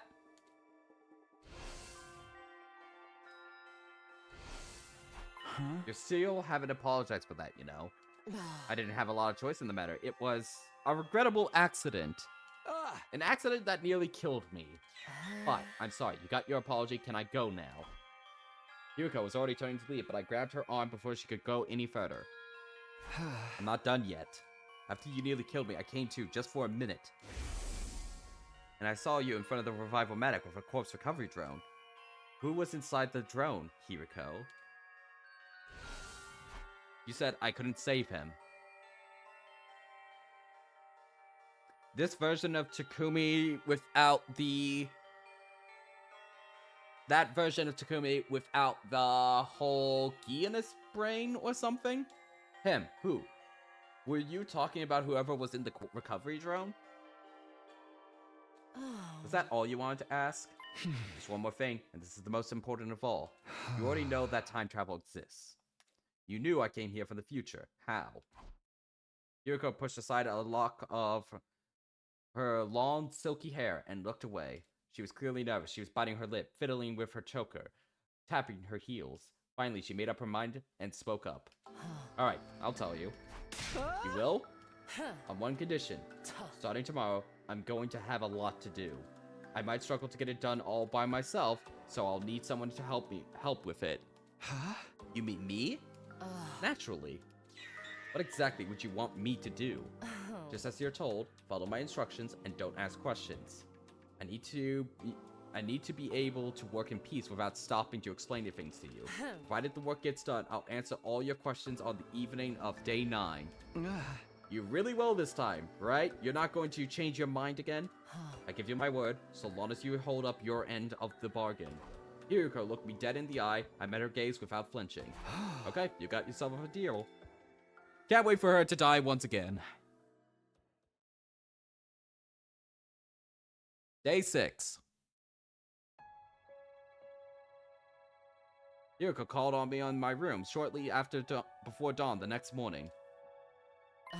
I'll get right to the point. I'm going to second to last defense academy today, and I want you to come with me. I'm sure you understand why we're going. Huh? To get Nicole and the others, right? Hiriko nodded. It was no surprise she knew about the other campus. Survey had explained it to everyone a few days after all. Hey, wait a minute. Today? You don't mean right now, do you? Of course. It's not even 4:30. Time of the essence. We need to be back here before tomorrow. Tomorrow is day 7. This was the day the first commander we faced came back to fight us again. You mean for the battle? How do you know about that already? Yeah, it is a very early stream. I will only be streaming for about 2.5 hours more. I've got a busy afternoon ahead of me. And I think I will tell you all, tomorrow I am expecting to do a collab stream. It will be late afternoon, and it will be with Hypothetical Walrus and Jelly, and we will be playing Helldivers 2 tomorrow at about 3 p.m. Central Standard Time. So, if you are interested in Helldivers, we're looking forward to saving Super Earth. We are currently planning for tomorrow. We might have to delay it depending on some things going on, but the current plan is to stream Helldivers 2 tomorrow with Walrus and Jelly. I almost forgot to mention that today. And we'll be hopefully saving Super Earth tomorrow. It'll be a fun stream, so there will probably be no 100 line defense if we have to reschedule doing it. It will be 100 line defense tomorrow, but the current plan tomorrow is for Helldivers. So I hope you can live without answers for a day, wherever we end up on this route right now. How do you know about that already? And that's a penalty. I told you not to ask questions. Don't ask questions. It's Hiriko. Or are you incapable of holding up your end of the deal? I reluctantly held back the torrent of questions welling up inside me. Now go and wake the others up. Huh? We'll need more than 2 of us for the journey. We need to put together an excursion team. Okay, but why do I have to be the one to do it? I know, it's such a pain, isn't it? Are you starting to see why I made you captain now?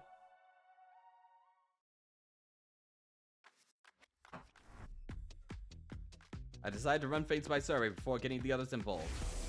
In my future, the other academy was attacked on day 10.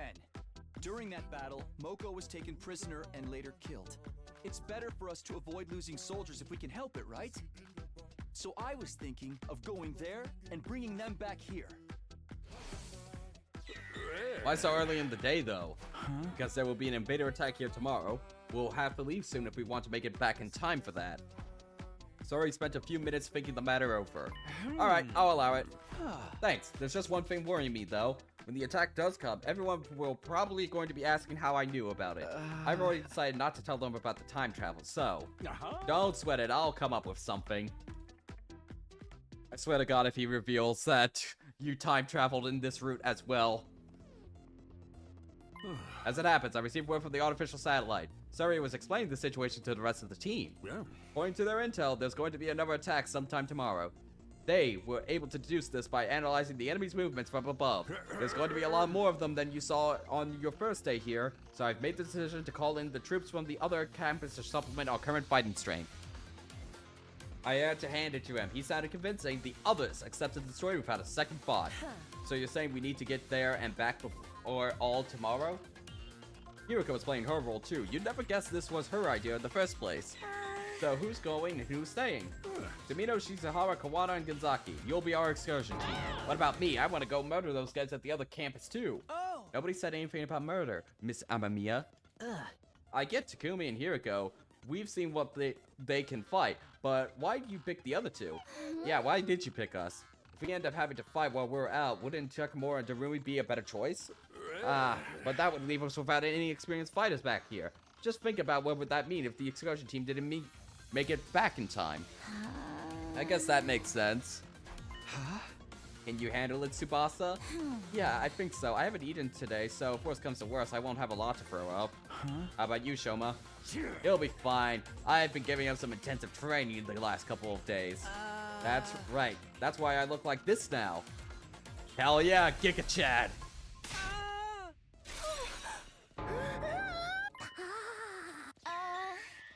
I can even control it now. If I relax a little, I go back to normal.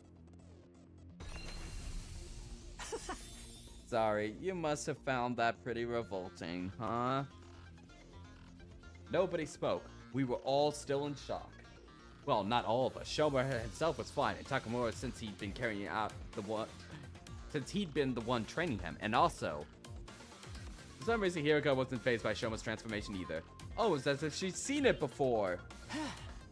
Anyway, you don't have to worry about me. I'll do my best to be useful in my own trashy way. Do you guys remember when I mentioned feeling a surge of power before? You all felt that too, right? We all nodded. I get the feeling we can do great things with this power. The flow of time is by nature one of the absolute truths of the world. There's no way that flow can be reversed. Breaking that rule and warping time to your own ends is bound to have consequences. By going back in time, I'd broken that absolute law. And the resonance effect that made everyone stronger was already having consequences I hadn't counted on. Let's be on our way. We can't afford to waste time. Alright, good luck out there. Y'all take care now. I wonder if Hiriko is going from timeline to timeline to try and find a Takumi that wasn't infected with geek data. I wonder if that's what her end game is with the, like, whole I need to save him, and that would explain a lot about her overall objectives between timelines here. With that, the members of our excursion team went to the war room for an additional briefing from Surrey. Apparently there was a shortcut we could take by putting out the flames in strategic places. This route would cut our journey time considerably. It still wasn't the kind of round trip we could make in a couple hours, though. If we made it back before sunset, that would be enough for me.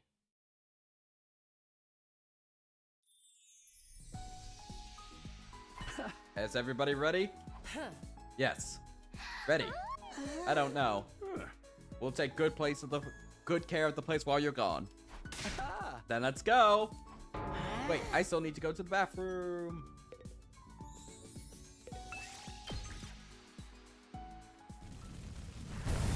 All right, it's time for exploration. Going to the map, the shortcut is right over there. How do you know that? Surrey told us, didn't he? Oh, yeah, I guess. Don't just stand there mumbling, get moving.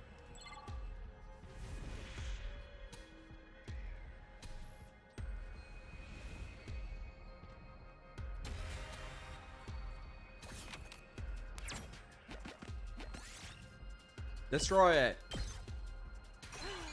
I found something. Is this the first time I've ever seen Shoma on exploration?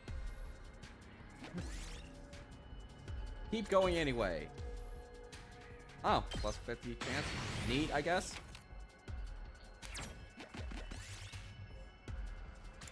Attack it. Oh no.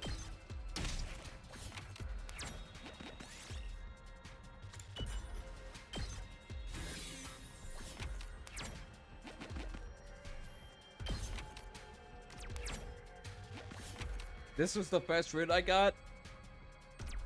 Well, I wonder what you learned that shaped your entire perspective of the game from here on out. I wonder. Small pumpkin. Everyone got Food poisoning. Wonderful.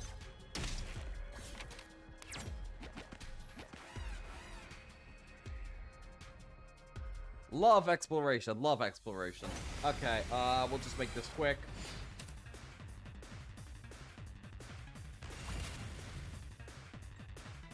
I'm good whenever. I'm not done yet. It's all right. Time to use it. That all you got? We'll just quickly clear Not out. there yet. Take that! I'm not done yet. There! Got it! Not there yet. That all you got? That's it! All right! I'm not done yet. This should do it. Not there yet. There! Got! I'm not done yet. That all you got? Here!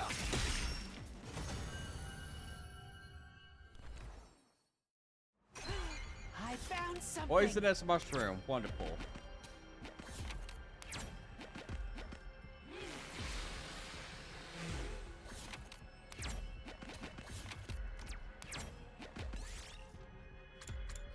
I grabbed some rocks from the lab. Normal stone. I'll take that.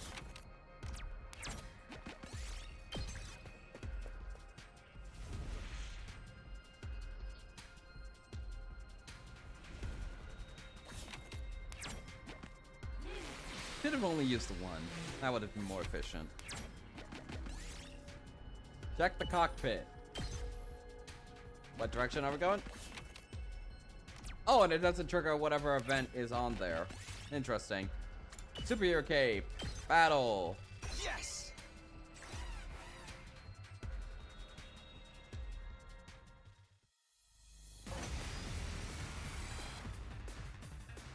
It's all right. Time to use it. That all you got? Take this!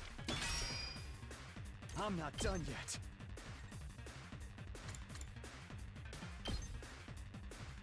Yeah!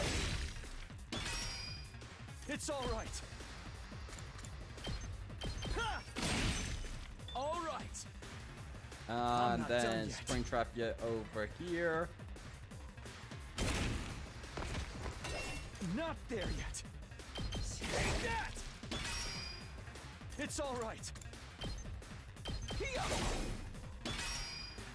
That all you got? There! Got it! Not there yet. And Airblade to finish them off.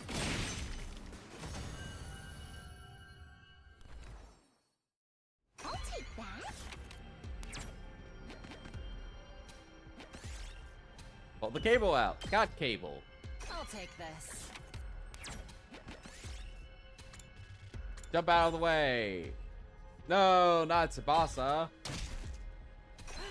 I found something.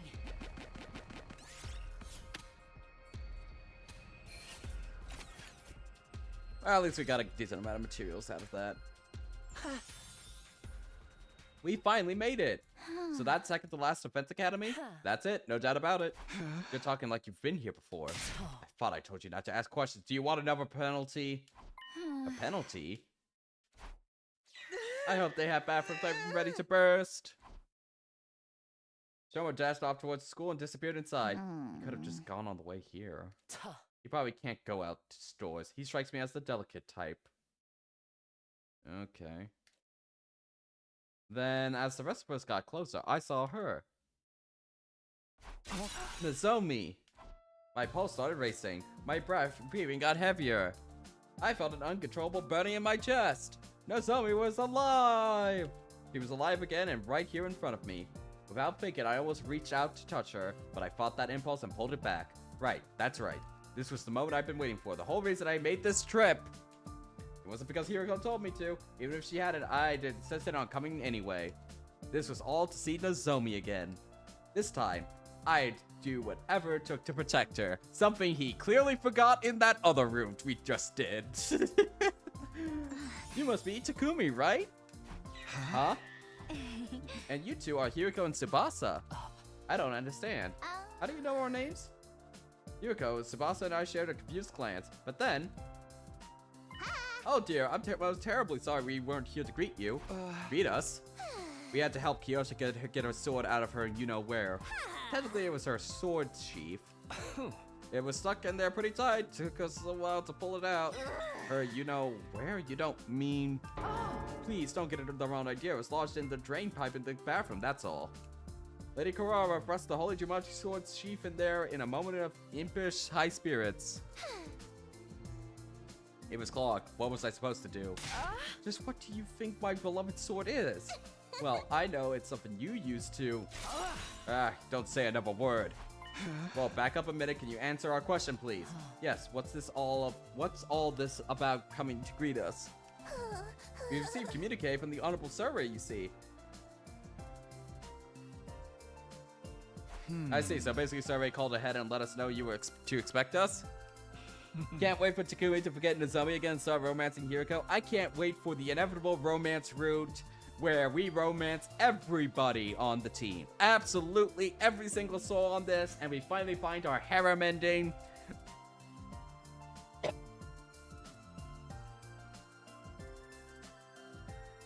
Hope I was quick enough on the mute there. Oh god, that was a really bad call from me.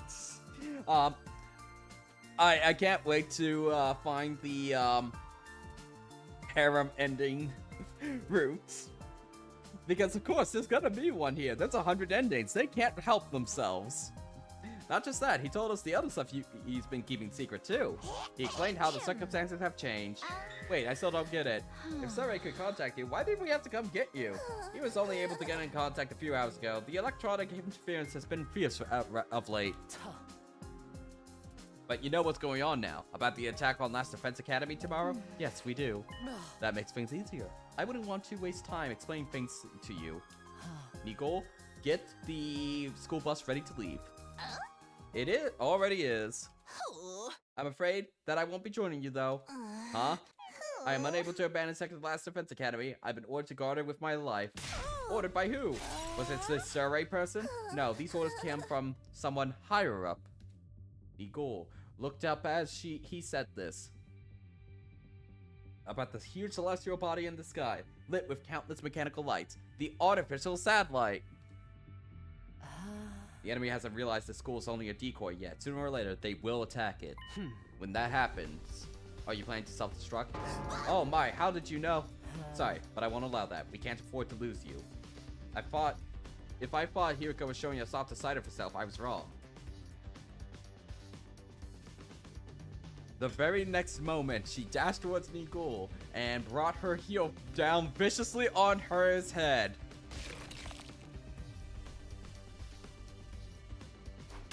What the? Eek! Whoa, that was sweet. I wish I could do axe kicks like that. Nigul fell to the ground with a thud, still scattering sparks from the top of his head. Some part of his body was making a high-pitched, staticky whine I'd never heard before. Why did you do that? Good grief, and I thought I was the killer of this group. Don't worry, an attack like that won't destroy him. I just forced him to shut down for a while. Everyone stood rooted to the spot, stunned into silence. It felt like we were doing that a lot today. As usual, Hiriko was totally unconcerned about what anyone thought of her. Now, let's get going. She picked Nigul up like he was a piece of hand luggage and began carrying him toward the parking lot where the school bus was waiting. And then, with all of us safely on board with the school bus, we left Second to Last Defense Academy behind without another word.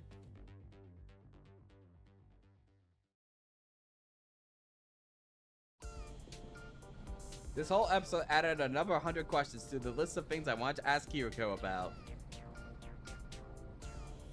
Where's Shoma? Did we leave Shoma behind? We left Shoma behind! Well, it's not that big of a loss. But I'd have to keep them to myself until the end of day 9.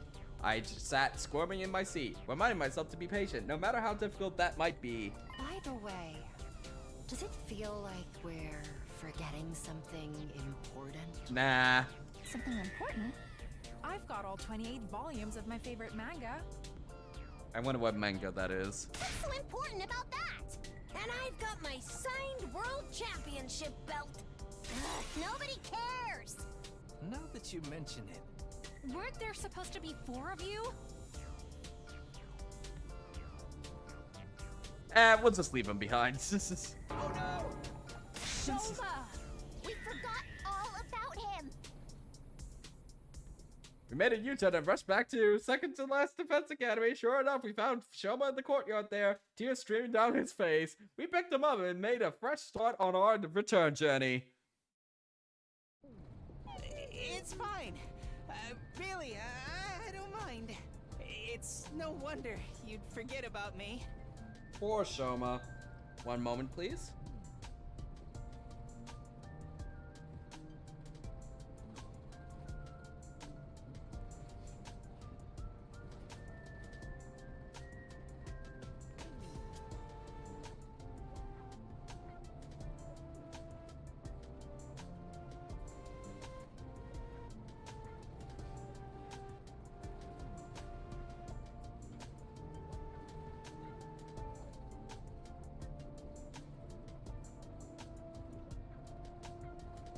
Okay.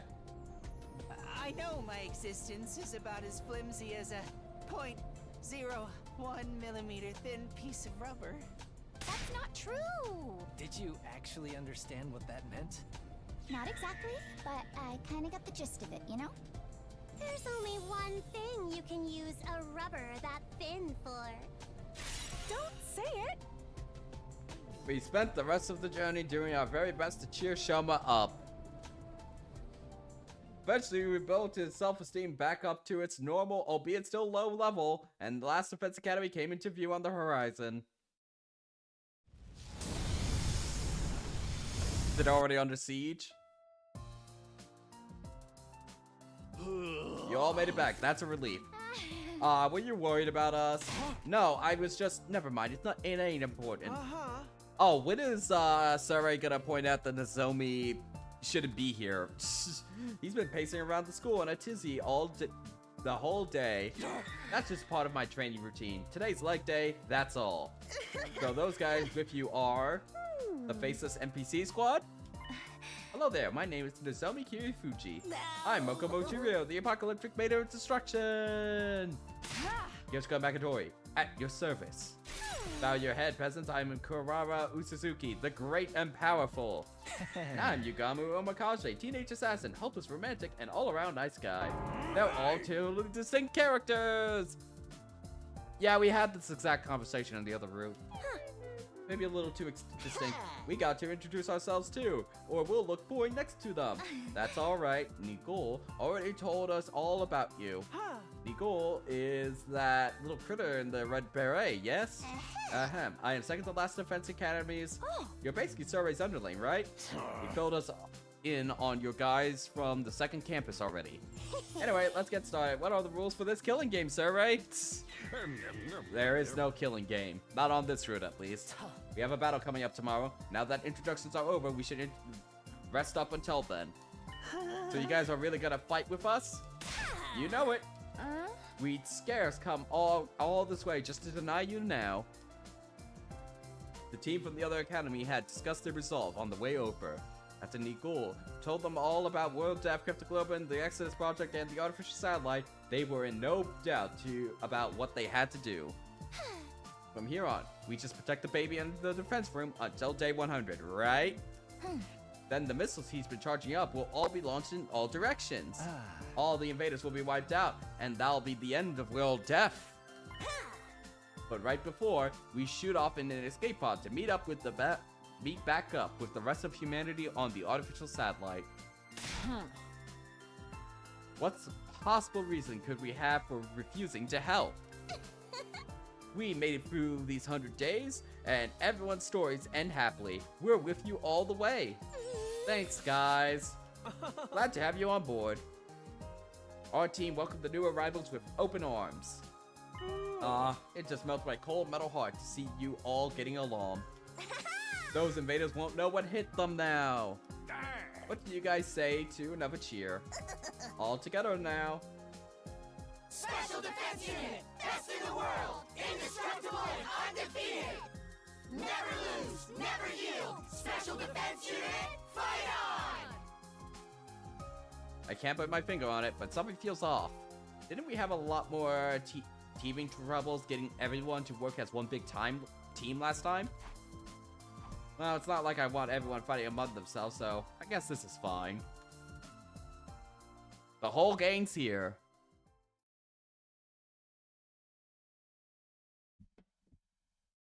With night drawing on, everyone went back to their rooms, including the new members who had new rooms assigned to them. For some reason, Nozomi stayed back after the others had gone. Is something wrong? No, I just wanted to thank you for going to all the trouble of coming to collect us. That school was only a decoy, so if we'd stayed there, sooner or later we'd... Anyway, I really appreciate it. Knock it off. I haven't really done anything to deserve your thanks. If you want me to thank me, do it after we make it through this, right here on day 100. Hehe, I never expected you to say something like that. Sorry, too corny? Not at all, I agree. We'll pick things up again on day 100. That's right, this is what I'm here for. This is why I came back to the past. Okay. To protect the zombie and to make sure everyone survives. This time, I won't make the same mistakes. Well then, Takumi, good night. With those parting words, Nozomi left and went to her room for the night. I thought I was alone, but then I heard a noise. I turned around and there was nobody there. He? Must have been my imagination. Still not totally convinced, I made my way to my own room. There was a faint aroma of lavender in the air, a scent that felt weirdly familiar.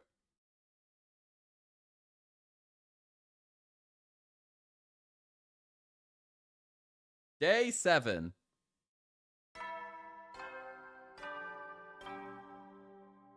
Up and Atom troops, time to rise and shine! Get ready for your 7th day of prepared. Be ready to give your... Alright, time for the battle. We'll skip this one. Alright, when are those disgusting freaks gonna show up? I'm already here. I wasn't talking about you.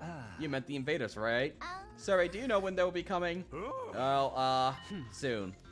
Hiriko seemed to know everything already. I was on the verge of asking her about it, but she silenced me with a sharp glare. How do you know that? No, Hiriko. Minimum for this stream, I do want to get to the supposed day Hiriko will tell us everything. I don't think she will. But I want to at least get to that date. This stream. How do you know, Hiriko? Sarai and Nicole told me already. Yeah, that's it. Indeed, she asked us shortly before you all got here. We'll be fighting the same commander that escaped on day 1. Isn't that right? Exactly. Gosh, you're such a good listener, Shizuhara. Since you already experienced fighting him, we have a strategic advantage. Not to mention, we've got a much bigger team this time. Yes, quite. It should be no challenge at all. Intruder alert. Intruder alert. Unauthorized personnel detected on school grounds. Defense mode initiated. All available troops prepare for battle immediately. Eek, they're really here. I told you, didn't I?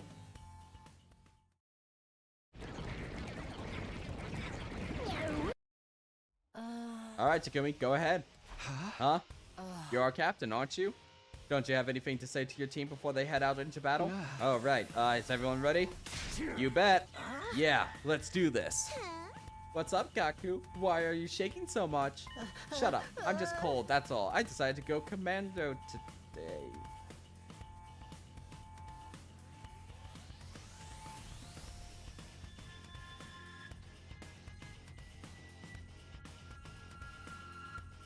Okay, had to help that one.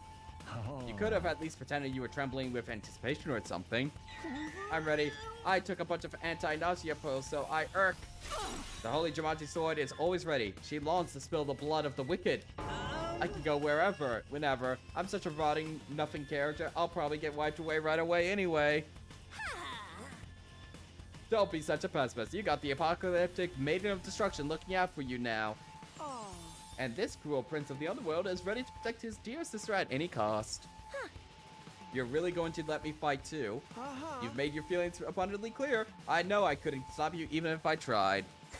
Yeah, boy, I'm ready to wash all this blood off my hands with even more blood. Let's all work together out there. Humanity's counting on us. This isn't just for them, but for ourselves too.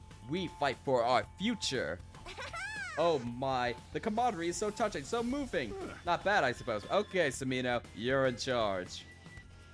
Leave it to me. Come on, guys, let's do this.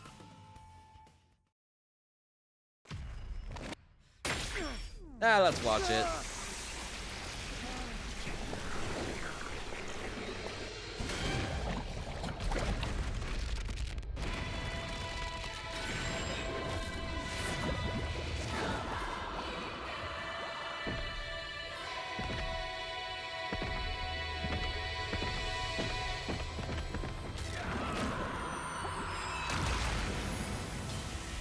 Full squad?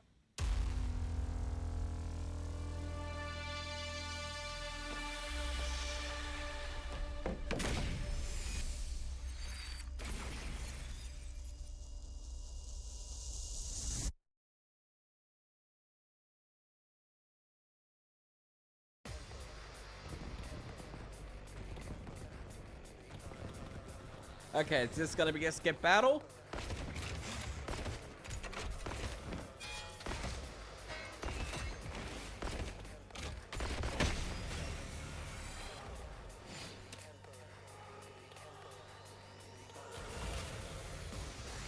Yep.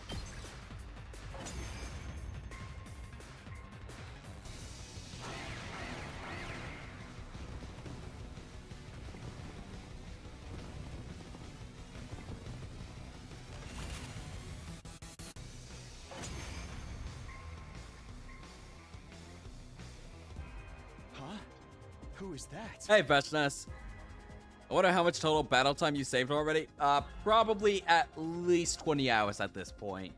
On the edge of the battlefield, watching us fight was a figure I didn't recognize. Is that the commander you guys fought before? No, that's not him. Yeah, that guy was a straight-up giant. Maybe he's gonna transform and get big again? No, that's not it. I've never seen that person during the whole of my previous 100 days. I had no idea who they are, but they're not a commander, that's for sure. Don't get distracted, Takumi. That's not who you should be focusing on now. Over there. Who's this? Another party crasher? Get ready for cinema. Ah, that's him, guys. Yes, that's the commander we faced on our first day here. Cinema. God of the planet, hear my plea.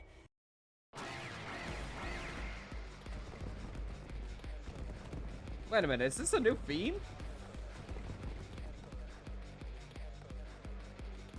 See? He transformed and got big! You were talking about someone else. Oh. See? He transformed and got big! Told you so! When you said that. Hoodie over there hasn't done anything, though. Hoodie? The person in the hood, duh. Who is that? Why is someone I've never seen before showing up all of a sudden? Did the timeline change again? Oh, leave them, Takumi. You're the captain now. We need you to lead. I know. Everyone, concentrate your attacks on the giant commander. I believe he called himself Mervrum, yes? Got it!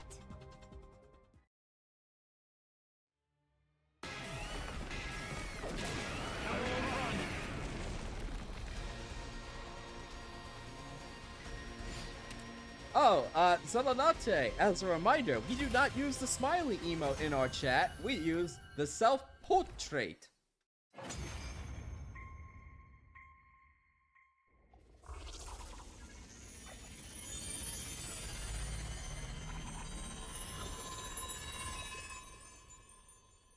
Oh, time for him to get killed by Veshnas. Is it actually over this time? Yeah. I think so. Woo! Go us! Excuse me while I go rip out that Mervrum guy's appendix. Why just the appendix? What happened to Hoodie? I looked around. The mysterious figure had disappeared at some point during the battle. Who was that anyway? Mayhap a simple wanderer? What do we do with this guy? He ain't dead yet. Nakamura pointed to where Mervum laid on the ground, heavily injured but still breathing. Oh, and we cut his vocal cords in this one too. I think he's trying to say something. Let me take a look. Yugara knelt over the fallen commander. After quick but surprisingly thorough examination, he spoke up again. His vocal cords have been crushed. Someone must have hit him right in the throat. Oh yeah, those throat chops can really do a number on you. Believe me, I know. He's not going to be able to talk then? No, sorry. Even if he could, it's not like we can understand their language. Yes, we can. When he first showed up, he told us his names. I am Mer. Yep. He was the one who I got think that we've all struck seen this down, before. Yeah, so... Did you call me? Nobody even mentioned you. Oh, that's different. But you're all in need of guidance, right?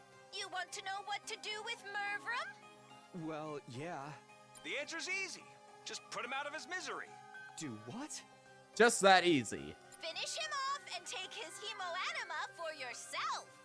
If you guys want to win this war, you'll need to do everything you can to increase your power. This is for your own good, not to mention the good of humanity. Go on, you know it makes sense. Give him what for, Mr. Sumino? I'm for finishing him off too. I'll let you decide who does it, Takumi.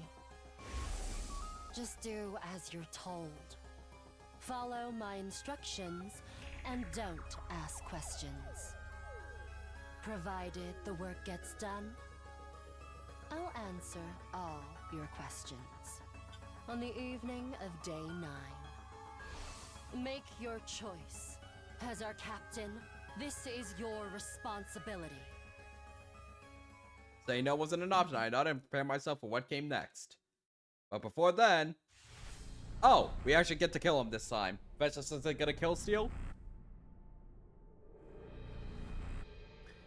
We need to continue powering up Tsubasa. Tsubasa is probably the most busted person here. Me?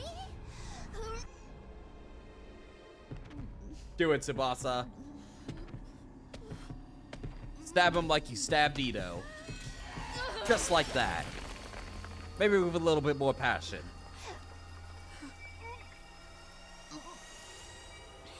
It's done.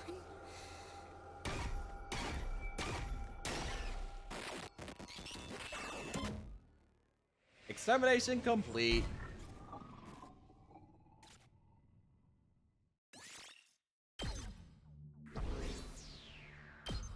So much BP.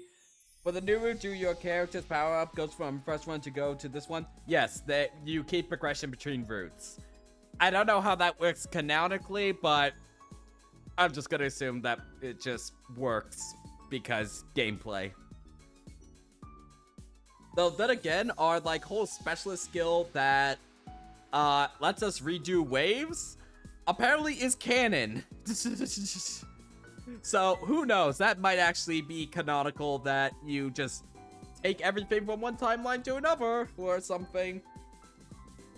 Somehow we all made it through the battle in one piece. I took a shower afterwards to try and get my head clear. We decided to meet up in the locker room that evening, the rec room that evening, to celebrate our victory. It's a little early, but maybe I'll go head on over there. Anyone to talk to? We need to talk to Ito.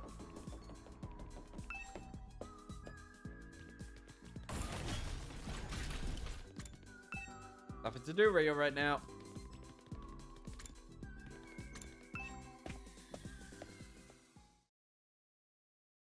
Only 3 other people were in the rec room when I got there. Hiriko, Suri, and Nikul. They were deep in conversation, but they stopped abruptly the moment I came into the room. Oh, hey there, Smino. Kind of early, aren't you? Quite so. Nobody else is here yet. They couldn't have handled that less smoothly. I could see them sweating all over. What were you guys talking about just now? Just some light small talk. Yeah, you know, discussing our latest golf stores. Sharing tips for the best way to carve a totem pole. Before I could press them, the others arrived and the mood was suddenly a lot more lively. Okay, I think I'm gonna take a quick 5-minute break. When we get back, we'll keep on going for about a little under 2 hours, but there will be a hard stop coming up. Even if we're in the middle of an important scene, I have to stop in about 2 hours from now. So, gonna take that quick break now. I'll see you in a bit.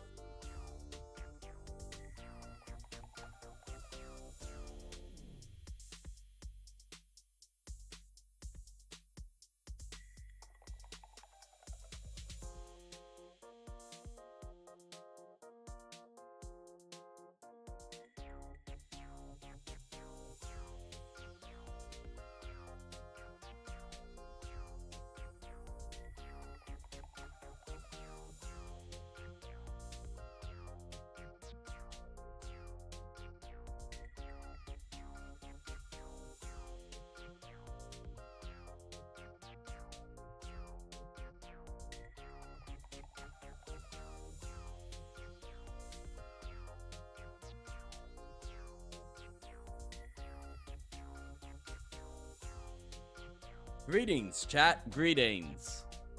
Alright, let me readjust the microphone a little bit.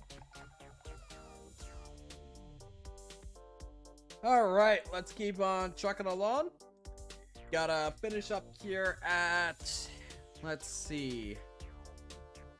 about precisely 2 hours from now. Gotta be absolutely done in 2 hours, even if we're in the middle of an important scene. Like, no question about it. Before I could press them, the others arrived, and the mood was suddenly a lot more lively. Oh, damn it, didn't tap that.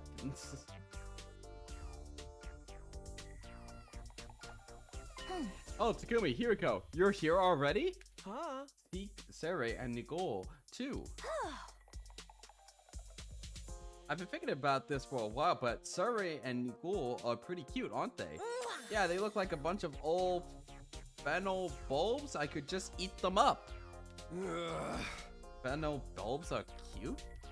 Not cute exactly, but still pretty fennel-tastic. Thank you for that 10 decibel louder voice clip. Let's hear it again. Everyone's laughter echoed throughout the room. The conversation had been completely derailed, but it didn't look like I'd be able to get back to it anytime soon.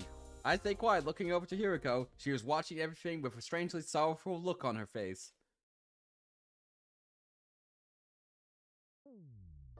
From there, the little party got started. Everyone seemed to have a good time. Although for me, I was just trying not to get caught up on the doubts and questions running through my mind. I still got a general idea of what everyone was talking about though. Who'd killed the most enemies in the battle? Who pulled off cool moves and win stuff like that? Basically complimenting each other on a job well done. I wish I could get in the mood and join in with them, but I just couldn't. My head was still filled with uncomfortable fuzzy feelings, smothering any words of joy or celebration I might have had. At least the time wasn't dragging. Before I knew it, it was getting late. Man, that battle was really something. Yes, indeed. I can't stress enough just how inspiring you all were. Now, I know you're all enjoying yourselves, but we think you should call it a night here. Alas, forsooth, must the banquet end already? What have you been drinking, Kyoshika? Something carbonated, probably. What? Then why? Fizzy drinks affect her like alcohol for some reason. How did you know that? Well, anyway. Anyhow, you should all get some rest. You've got a big day tomorrow. Big day? What's happening tomorrow? Oh, didn't we tell you? You'll have to fight another defensive battle, you see. Tomorrow, you see. Why the hell didn't you bring that up sooner? Yeah, that can't be right. It doesn't make sense. Really? Why not? Isn't it obvious? Tomorrow is only day 8. Takumi, you suck at keeping this secret. My last time, nothing happened on day 8. There was no attack here at Last Defense Academy or over at Second to Last Defense Academy. We shouldn't have to fight another battle until day 17, so why? Sarai, Nicole, are you sure this information is accurate? No doubt about it, we had another tip-off from the aircans on the artificial satellite. Aerial observations and all that, don't you know? You're lying, you're making it up. Nothing like this happened the last time. The last time? Calm down, Takumi. I think all that the fatigue is getting to you. Hiriko had been talking to those two when I came in. Was she in on this too? Or maybe that's how things stand. Just do tomorrow like you did today and you'll be fine. That's right. I know you'll be able to do an admirable job. Well, I guess it wasn't too bad today. We'll probably do okay again tomorrow. Damn right we will. Heck, I feel like I could take them all on by myself. Count me in. I'm always down for killing stuff. If we work together, I know we can do this. Let's show those jobbers who the real main event is around here. I guess we got no choice. If the party is over, then on to the after party.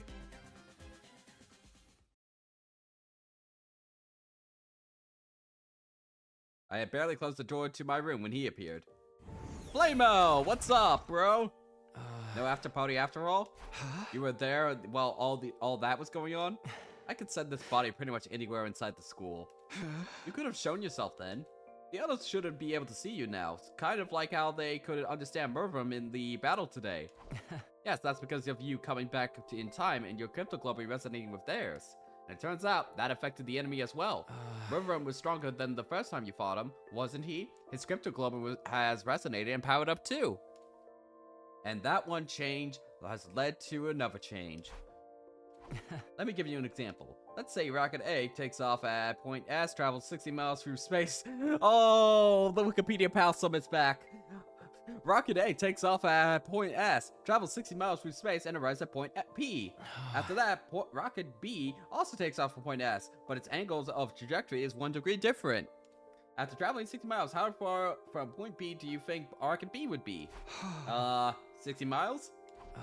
1.05 mile. Just 1 degree results in a mile-long difference. In other words, even the smallest deviations could lead to big changes in how things turn out.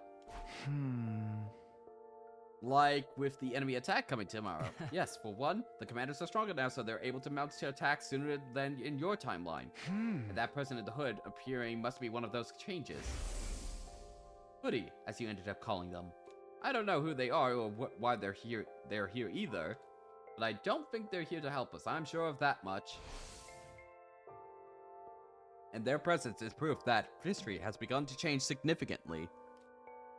Your knowledge of the future might not be as useful as you think anymore.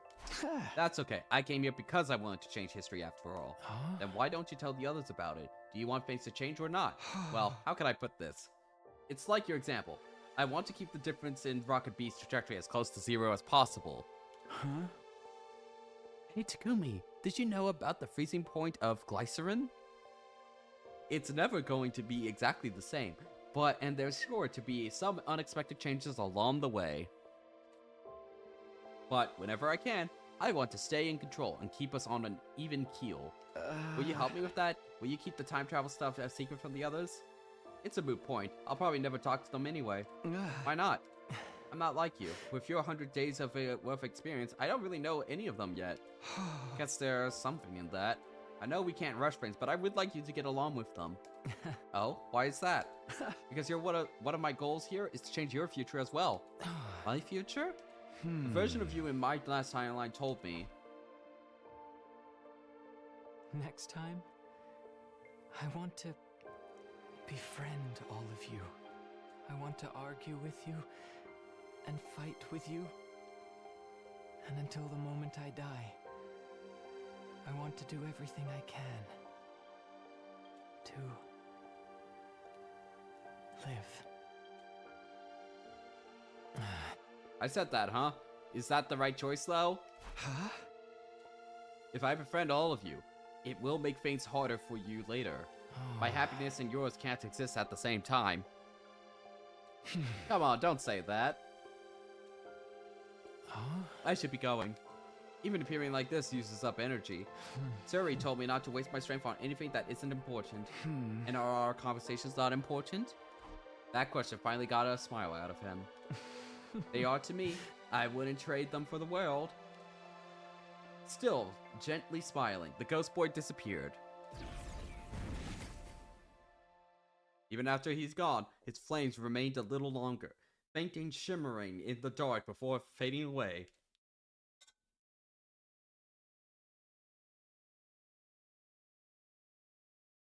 Day 8. Another thing, chat.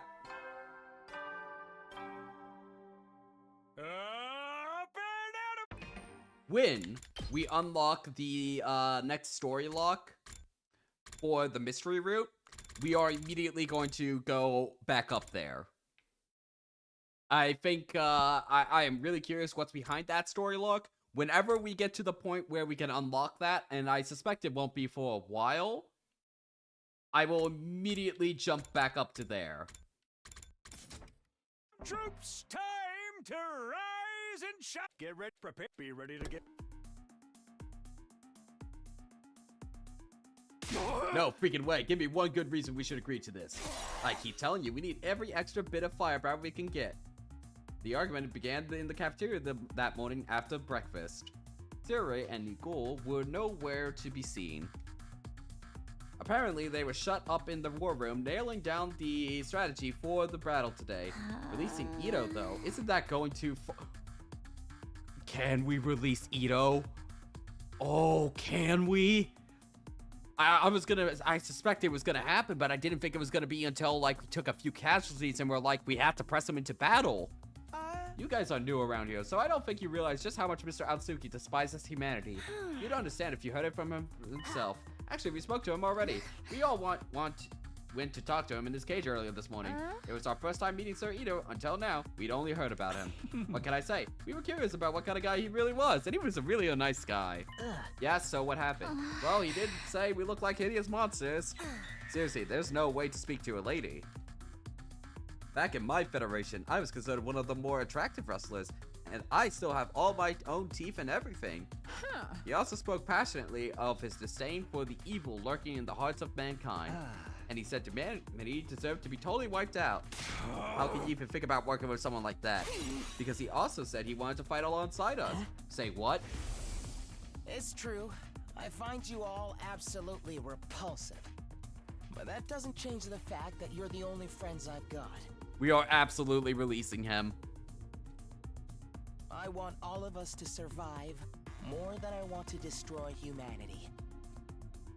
So please, allow me on the battlefield again. And you believe him? That's all it took to get you on his side? Not exactly, but it doesn't seem right to keep him locked up like that. He never actually committed any serious crimes, right? Of course he did. He tried to destroy Survey. Tried and failed. You can bet he would have if he could have. If Takumi hadn't stopped him, he would have succeeded. And besides, attempted murder is still a crime. Is it really murder in this case, or more like destruction of property? Either way, the punishment feels a little harsh. It'd be a different story if he'd, say, torn the team apart from the inside and killed a bunch of people. That's exactly what he did, and without any of us ever knowing until it was too late. It's just that no one here knows that. Not the new guys, or the ones who started out here. The fact that they're even thinking about giving him another chance shows I have no idea what he's really capable of. If they'd experienced what I have, if they'd seen what he did. I was seriously considering telling everyone the whole truth, but before I could, I'll kill him. When Hiroko said that, everyone turned to look at her. If you let Ito out, I will kill him, and then I'll kill What? Huh? And then I'll kill myself? The air in the room immediately got a lot more tense. I heard someone gulp, and it echoed like a gunshot in the silence. You're not being serious, are you? Dead serious. If Ito is allowed to go free, it's all over for us. We'd be better off resetting the whole thing. Resetting? Hiroko, you're not doing a good job of, you're not helping the whole preventing them from letting know about the time travel. My point is, we won't gain anything by freeing Ito. Quite the contrary, we'll actually lose at least one member of the team. Because you'll kill yourself if we let him out. No one dared to say anything like anything. Hiroko was exuding an ice-cold pressure that cowed us into silence. Of course, it's not my decision to make. We should really leave this to the captain. Hey, yeah, you haven't said anything in a while, Takumi. Okay, I thought this was going to be an easy choice. I thought it would be an easy choice of let Ito out and see what kind of crazy shit it is. But if it really does mean that Hiroko will just off herself like that, I'm more interested in seeing Hiroko's side of the story right now. Is something the matter? And just like that, everyone's eyes were on me. I wasn't sure about to get intimidated though. Even if Hiroko hadn't spoken up, my mind was already made up a long time ago. Oh, okay, it's not a choice. My answer is no, we're not letting Ito out. Why would Hiroko go that far? Well, I guess that is her overall MO of making sure that everybody lives to the end. And she knows that Ito will inevitably try to kill one of us. You can all say what you want, but I won't allow it. Now, not ever. The members of the team who started out here all looked relieved when they heard me say that. The ones who came from the other academy looked a little disappointed, but didn't argue. Well, if you feel that strongly about it, guess that's that.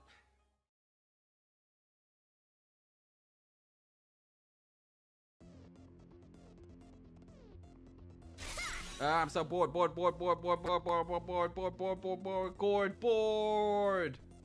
How long are they going to make us wait?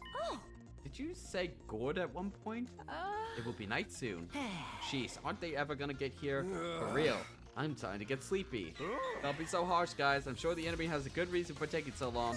Perhaps they missed their train and had to wait for the next one? How about we do that to kill some time? Do what? A killing game, of course. Who wants to die first? Intruder alert. Intruder alert. Unauthorized personnel detected on school grounds. We know from the Killing Game timeline why Yugamu wants Ito out.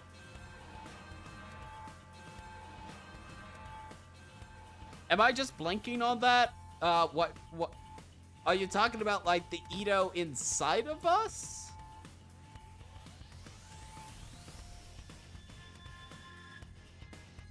Defense. Sorry, Darumi. Looks like the Killing Game will have to wait. Well, that stinks. I'll just have to kill a bunch of invaders until I feel better. Oh, he thinks Takumi is bored. Okay, right. I forgot about that part. Alright, what do we do? Huh? Weren't you and Nicole supposed to be nailing down a strategy all this time? Oh, sure, we nailed one down all right. Nailed it good. Yes, indeed. We could have started a carpentry business with the amount of nailing we did. Gee, great, what is it? Yeah, what's the plan? What else could it be? To let Samino here figure it out. That's your big strategy. Our school likes to encourage independent thinking and student autonomy. You've got to learn things for yourself sometimes. And the best teacher, first-hand experience after all. You just didn't think of anything yourselves, did you? My dear boy, we thought of plenty. Yeah, we even had a plan that involved stealing the Supreme Commander's panties. I think that's a repeat line, but you know what, for good measure.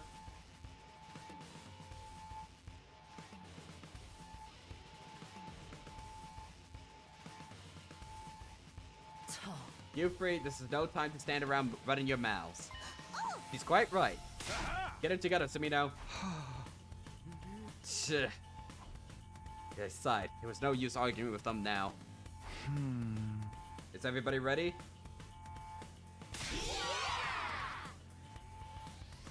Then let's do that. Special Defense Unit, move out.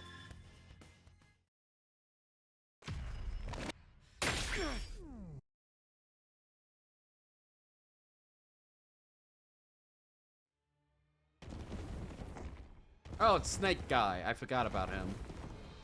Honestly, I think he's the most forgettable one. I'm always like, oh yeah, Snake Guy exists.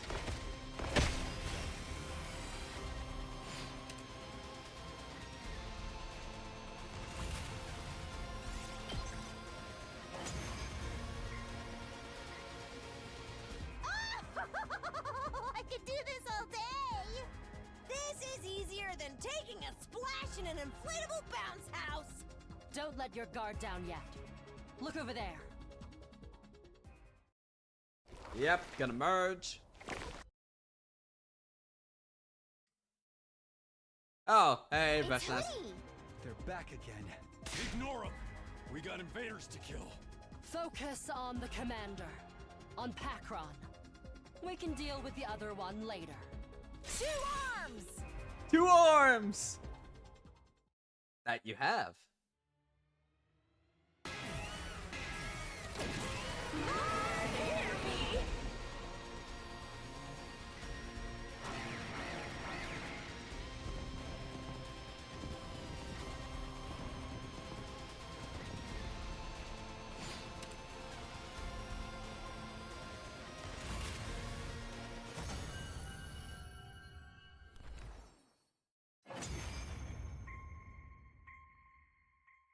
Another bloodbath. We really did a number on these guys. All thanks to my galactic bazooka, of course. Are we naming our attacks now?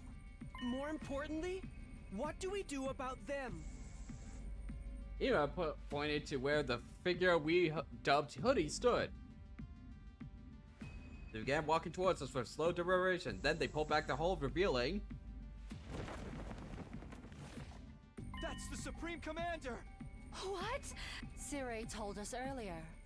This is who's leading the invader army. Her? That's the big boss? I'll thank you not to refer to me by such a vulgar term. Big boss. The Supreme Commander brought her hand up to her mask. Among my people, I am known as Veshnas, the paragon of hope.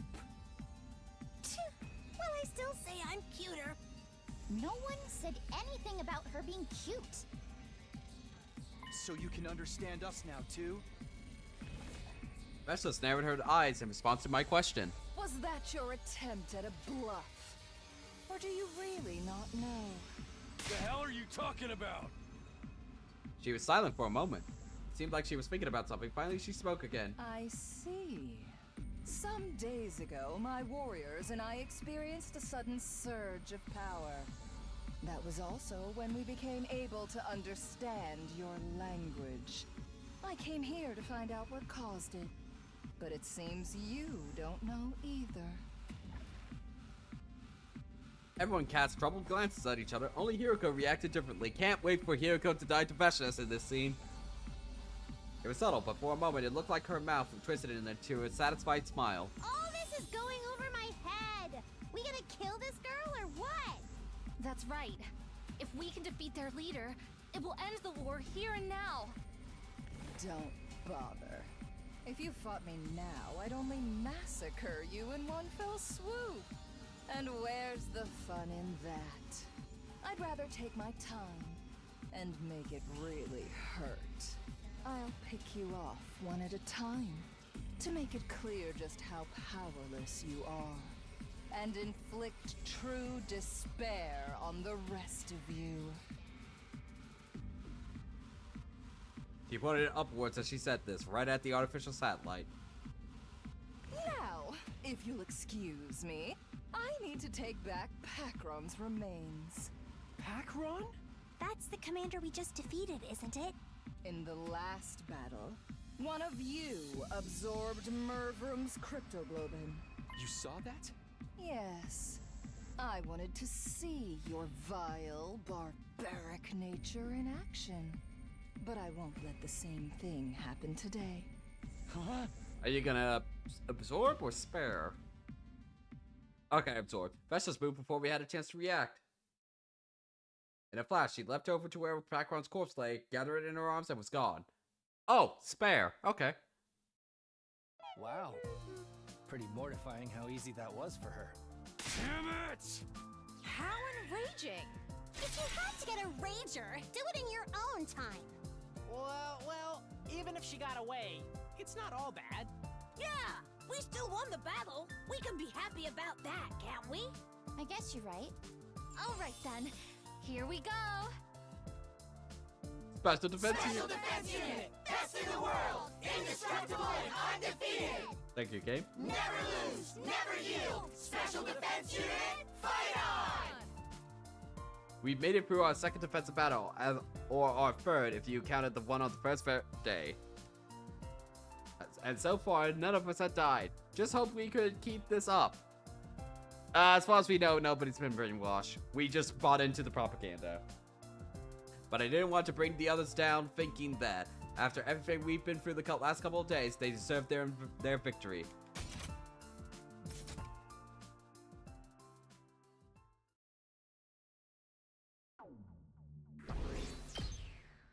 So much PP, man.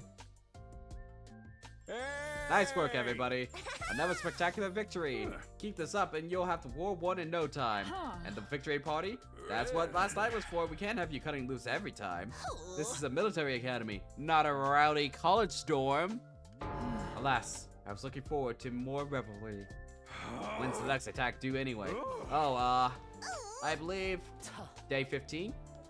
At least that's what Sarah and Igor told me before. Right, of course we did. Thanks for the reminder, Shizihara. Just so, we received a report from the artificial satellite to that effect. I was surprised, but I didn't panic. I was past that now. There was no attack on day 15 the last time around. The same went for today on day 8. At least that gives us some time to rest. From day 8 to day 15, round it up to the nearest 10, carry the 1, 6 days from now.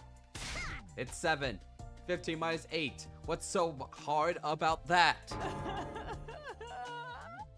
Oh, damn. Chapter 13 already? What was the take on Killing Game Route main end? I liked it. I think overall, Killing Game Route was probably the most solid route so far. overall. I think with some adjustments, it could have been even better. But I really liked it. I did not enjoy the amount of just straight up, what I consider just straight up bad endings, which I consider to be anything that's just like, oh, you just die in the same day. Like, you die in the same day on this. You die on the same day on this. And you die on the same day on this. As well as this one here.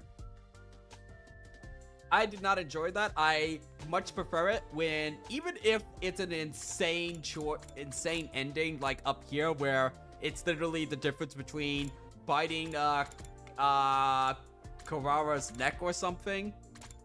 At least it let the scenario play out a little bit more than rather than, and then you died. But I really did like the one where you flee with Tsubasa. I thought that was an interesting ending. Actually, let me show you my ending tier list real quick. Let's go back to that. I thought the ending where you flee with Tsubasa was actually a pretty great ending, in my opinion. I think that was a very good through line there. It showed the consequences of your action, and you got to play it in it a little bit longer. Ending 86 is much in the same vein. Ending 85 had a point.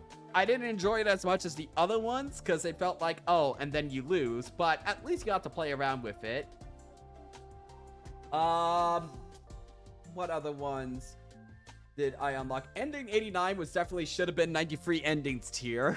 I'm just gonna add every single ending here. Actually, wait, it should have been 94 endings. There's only 6 here, so should have been 94 endings tier. And what else? Is there any other thing? I did think that the final ending, ending 87, is peak Kodaka overall. I think that was a pretty good ending overall. My only thing that I really wanted, based off the ending of 000, is that I really wanted there to be a moment in ending 87. It doesn't have to show anything. It just needs to cut to black and go, huh? But this isn't... We were told different about the artificial satellite at the end, because it's clearly advertised in ending 00 that something bad happened on the satellite. We don't know what, but 8087, I feel like it would have been a very good through line to just have, oh, and then there's more despair at the end. This was always your fate. But maybe that would have undercut the happy ending vibes that this ending was supposed to give. So it got a peak Kodaka ending tier for me. These two are probably going to go down from peak fiction. This is more of a joke up here, but honestly, I really like ending 81's punchline. That was hilarious.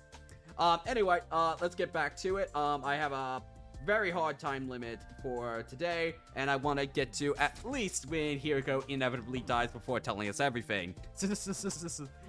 Okay, that means after today, we've got 6 whole... Oh, hang on. Gotta switch scenes. That means after today, we've got 6 whole days to take it easy.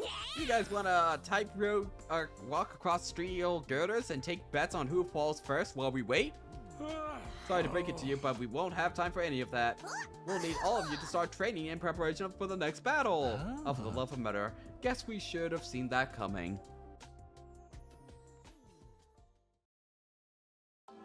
After the battle, we took our time over a late dinner and went back to our rooms. I stayed on the roof, though. I was thinking about Hiriko.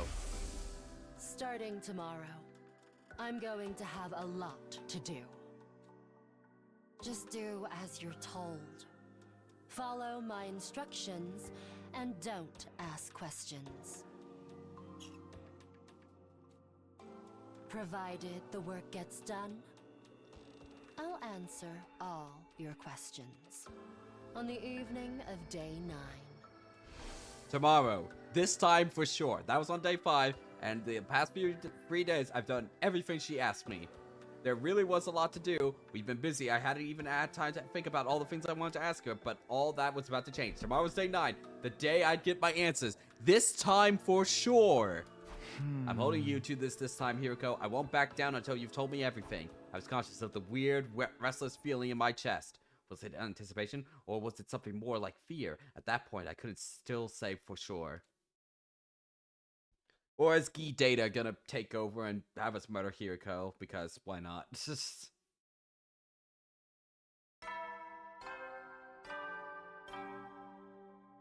Up and Atom troops, time to rise and shine! Get ready for your 9th day of active service here at Last Defense Academy. Prepare to be ready to... What? Takumi, come quick! It's Ito, he. A little after breakfast, Shoma came charging into my room in a panic. What? Well, Ito, what did he do this time? He's not in his cage, he's gone, he's escaped. What? I was on my feet before I knew it. I followed Shoma and we both rushed outside together. Where's everyone else? You're the first I've told. Takamura knows too, though. He and I were doing our morning training in the courtyard. That's when we noticed the cage was empty. Alright, you go tell the others about this. I'll look for Ito. Okay. Shoma nodded and hurried away. Ito escaped, but how? No time to stop and think about it. I have to find him before he causes any trouble. Oh no, can't wait for, What are you doing in the infirmary, Takamura? First, let's go check his room. Not now. But his room.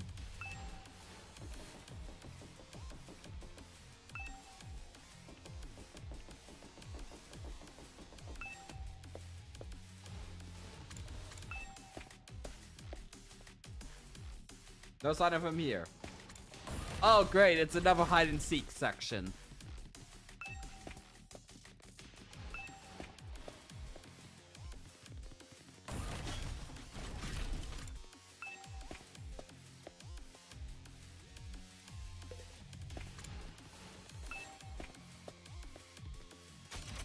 I guess we'll go to where the infirmary is.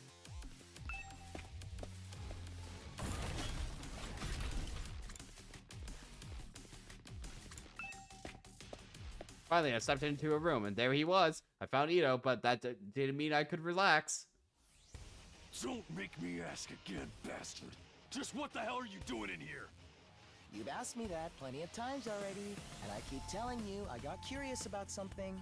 I wanted to learn more about how the revival-matic works, so I just... That's not what I mean! How did you get out of your cage? Tell me that! Hey, calm down, Takemaru.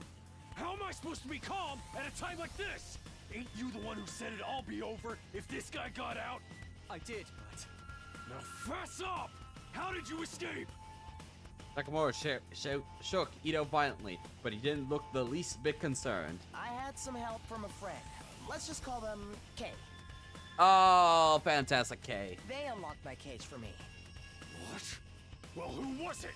Who's K? Is this the, like, original sponsor guy? No, I'm afraid I can't tell you. I could never betray a friend's confidence like that.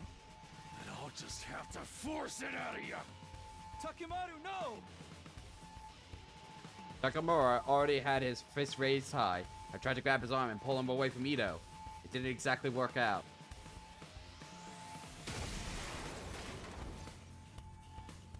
A jolt of pain shot up my spine. I've been knocked back so hard and so fast my guts were doing somersaults even after I came to a stop. For a moment, I had no idea what was happening. The next thing I knew, I was on the floor. Takamura must have sent me flying. I crashed against whatever was directly behind me, which just so happened to be the Revivo-matic. Sorry, man, I guess I overdid it a little. And then the machine gun shoot us all. Are you alright, Takumi? Yeah, I think so. Fighting through the pain, I got to my feet. Then I turned around to look at the machine. What? Huh? Oh? It's broken? An ominous plume of black smoke was rising from the wreckage of the Revivo-matic. I had a feeling things were about to get a whole lot worse. This is bad, right? That's one way of putting it. I wasn't long before everyone else heard the noise and came running. Just what the heck did you guys do in here? The Revive-O-Matic, it's... Oh dear, oh dear, oh dear, oh dear, oh dear, oh dear, oh dear, oh dear. How did Takumi do that? Ito, you did this, didn't you? Ito sighed and shook his head in exasperation. Perhaps you care to explain what happened to Takumi? No, that's Takamura's fault. I reluctantly gave everyone a quick summary of the events that led to our current predicament. So basically, Takamura did. Okay, thank you. Wasn't on purpose. Takumi grabbed my arm and I just lost control. Whoever is to blame, this is a catastrophe nonetheless. Yeah, if we can't use the Revive-O-Matic anymore, any one of us could die in battle. Then we stay dead. There's no coming back anymore. The whole group seemed to freeze up for a moment. A lot of them started to glare accusingly at Takamura. Come on, everyone. It's not all bad. Maybe we can repurpose the wreckage and use it to grill fish.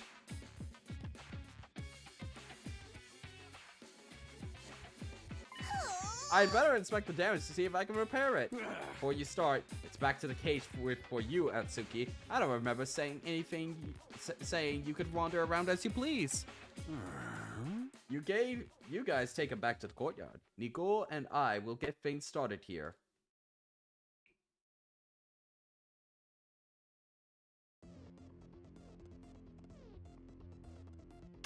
Okay, now we found Ito. It's time for his execution. Oh, allow me. Hold on, nobody said about anything about killing him. We're just locking him up, right? Let's just get on with it. Huh? Everyone, wait a minute. Shoma broke off from the group and ran over to Ito's cage. After inspecting the door, he turned it back to us. This cage, it's still locked. Huh? A moment later, Yuriko groaned and hunched over, her face twisted in pain. What's wrong? Just as suddenly, she raised her head again and screamed out of warning. Not that cage. We have to put him somewhere else. Huh? Why? I can't explain. Just trust me. This is all so sudden. Yeah, you gotta at least give us a reason. Everyone looked confused and a little uncomfortable, but that atmosphere soon dissipated when there was another scream, this time from Kako. I see it all now. What? Seriously, what the hell is going on? That was the sound of Kako's detective senses going off. I assume you've made another brilliant reduction, sister dearest. Ito, you said Kay opened your cage for you, right? That's right. So then, why is the door still locked? Well, did Kay lock it again? No, that wouldn't make sense. The cage would have been empty. There's no point in locking it. There's only one key to the cage anyway, and that key is... I've got it. Surrey gave it to me when we left the infirmary. So, how did Kay open the cage in the first place? If Surrey had the key up until now, there's no way anyone else could have opened it. In other words, there was never any Kay. Ito escaped from the cage all on his own. Everyone gasped, looked at Ito, and in response, he just smiled. I see, that's an impressive theory, but even assuming it's true, how exactly did I get out all on my own? Well, we do know that this room can somehow,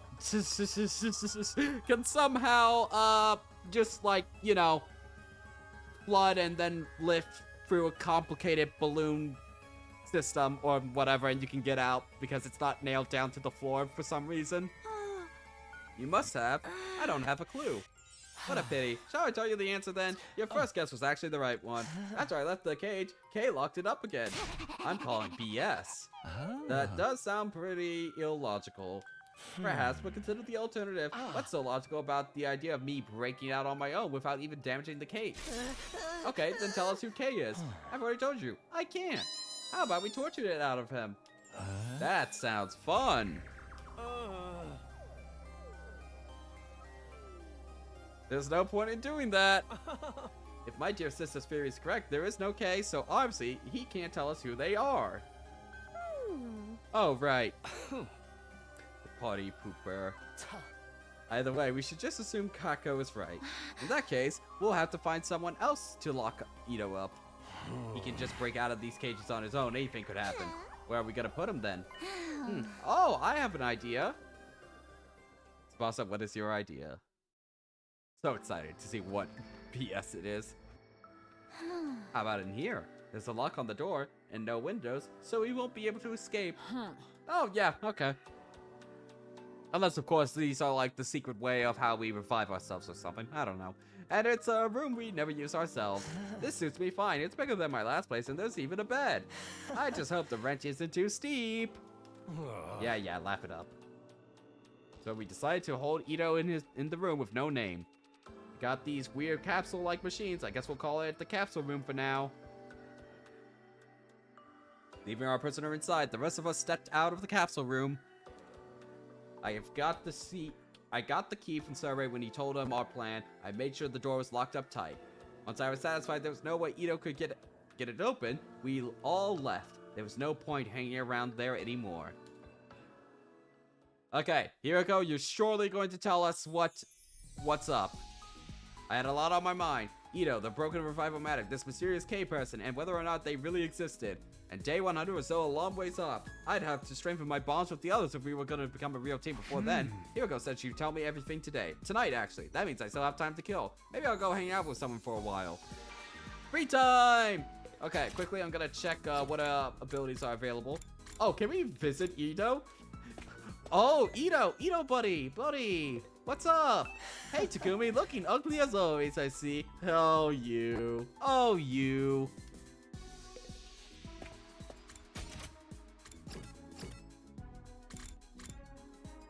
Nothing in the infirmary.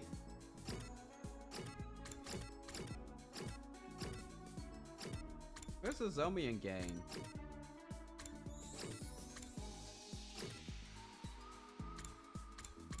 Oh, there they are. Might as well say hi to Hiroko in case there's a unique dialogue. ... Okay, very unique. What exactly is going on, Takumi? What comes next for us? I'm so scared. Look at us. This is the waifu room. All of these are our waifus right here.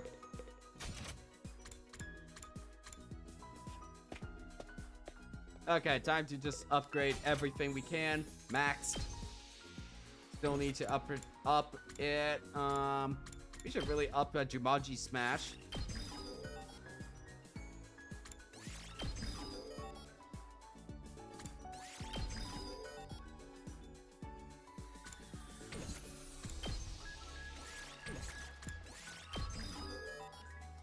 We have so much BP from that other route. Oh my god.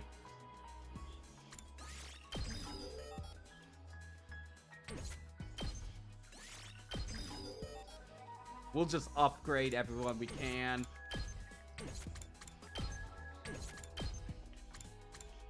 Suzuki Nightmare.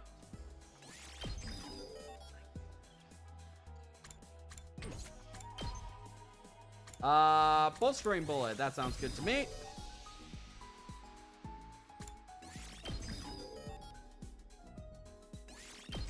Paralyzed Bullet. +1 damage.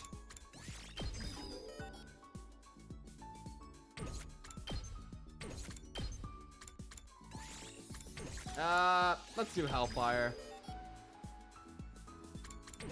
Anything else? Anything else? Oh, we ran out of BP.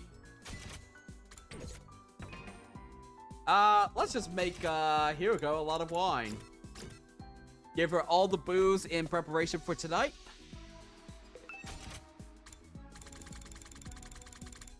Yes, more wine.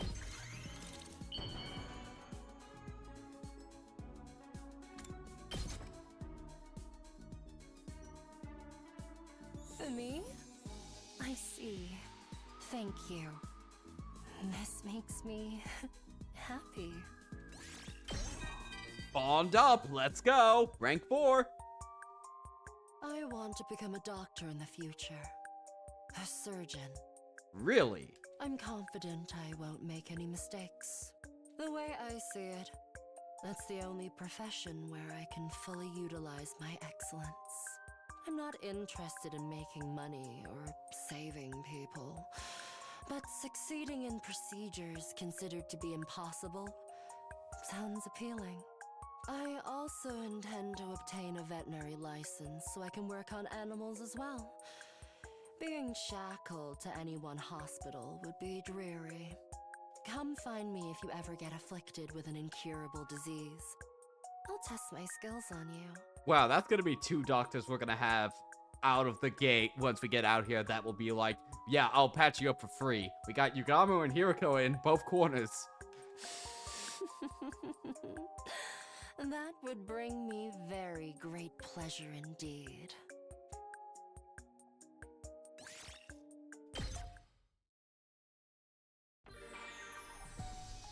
Alright. Keep boozing up.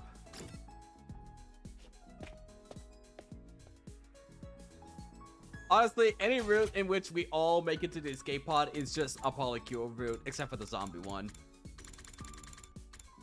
Rare delicacies. Quirky food who aren't for everybody. People who love them can't get enough. Voice canceling headphones?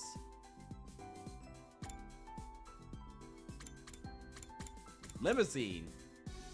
You know what? Fuck it. I want to give that to Tsubasa. Here's a limo, man.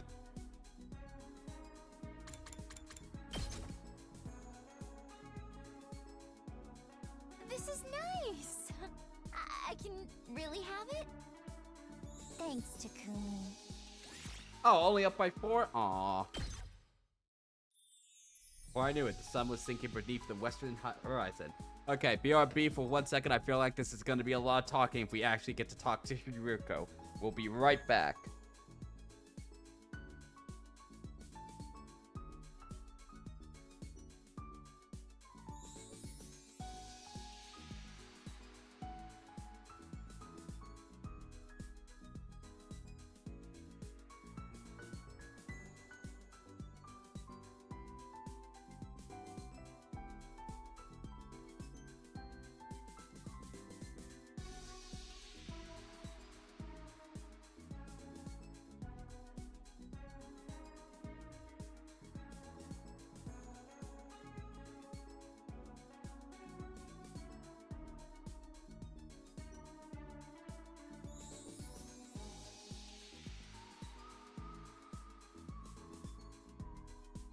Every member of the Special Defense Unit, a member of our polycule. That's our motto from here on out. Alright. This is either going to be a big nothing, or this is going to be the lore drop of the century. Let's go. The night of day 9. This is when Hiroko promises to answer all my questions. I better go find her. I didn't have to look for very long. I happened to glance around the roof and spotted someone sitting on the other side of the fence. It was Hiroko. What's she doing over there? I hopped over the fence and sat down next to her. Huh? Oh, she's crying. Aww. Okay, maybe Gaku and Shoma can be exiled. Karara conditionally can be invited. This was something I hadn't expected. Hiroko looked different. It was her eyes. They were usually so sharp and cold, never betraying the slightest hint of weakness, but now they were filled with tears. Big, wet tears that ran all the way down her face. I didn't understand. Why the sudden change? What was going on? This was so far removed from what I'd come to expect from her. My brain just couldn't process it. I felt like I should say something, but I couldn't find the words. What should I do? What do I do? What do I say? What can I say? The normal thing to do in this situation would be to say something comforting, something considerate. But in my confused state of mind, all I could come out with was something totally meaningless. Are you crying? Hiroko took off her glasses and wiped her eyes. She took several deep breaths before answering. No, I'm not. You definitely are, though. Did something happen? Something? Like, you know, something sad or painful or... No, not really. So then, why are you... Why do you have to be so dense? I told you, I'm not crying. And if I was, it would be incredibly insensitive of you to keep pestering me about it. Even middle school kids have enough delicacy not to walk up to a crying person and ask, "Are you crying?" She had me there. I didn't want to say anything that might make this worse, so I just clammed up.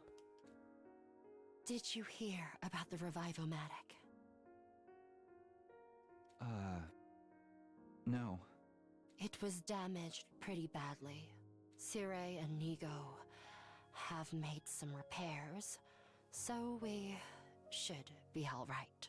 We can at least revive each other again. But it's not completely fixed yet. They said one part of it is still badly damaged. What could it be? The most fucked up thing that could be is if you get, like, reset to, like, you lose part of your memories or something.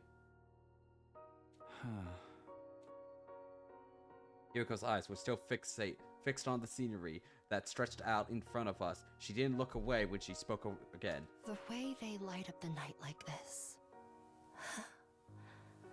they're really quite beautiful. The undying flames? Yes, the same flames that will raise this world to the ground in another 90 days. A wall of fire flickered in the distance as if it were already burning the night sky. The way the flames moved, you could imagine they were dancing with joy or writhing in agony. What are you doing here, anyway? Do you really have to ask? She avoided my gaze and turned back to the horizon. A cold breeze flew, ruffling her hair. It's the night of day 9. You promised to tell me everything if I made it this far. I've done everything you asked. Followed all your instructions without question. So now it's your turn. It's time for you to keep your promise. There was a long silence while I waited for the reply. Every time the wind blew through Hiriko's hair, it released a gentle, sweet aroma into the air. It was calming, comforting. I'd smelled it somewhere before recently, but I couldn't quite place it. Was this scent lavender? Just as I started to recognize it, Hiriko spoke up again. No. It's not over yet. Oh, come on! Why not? My instructions. I have one last order for you to carry out. And it is to kill me. What is it? Even now, she still wouldn't look at me, which made her request, little more than a whisper, even more surprising. Kiss me. What? What? What? Okay.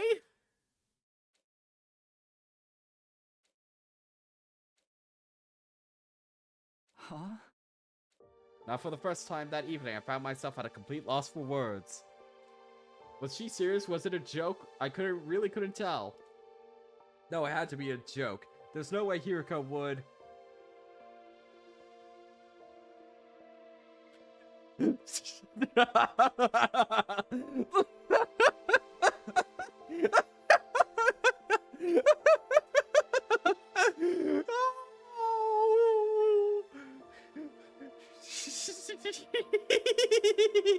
Oh, I had a dumbass spot in my brain.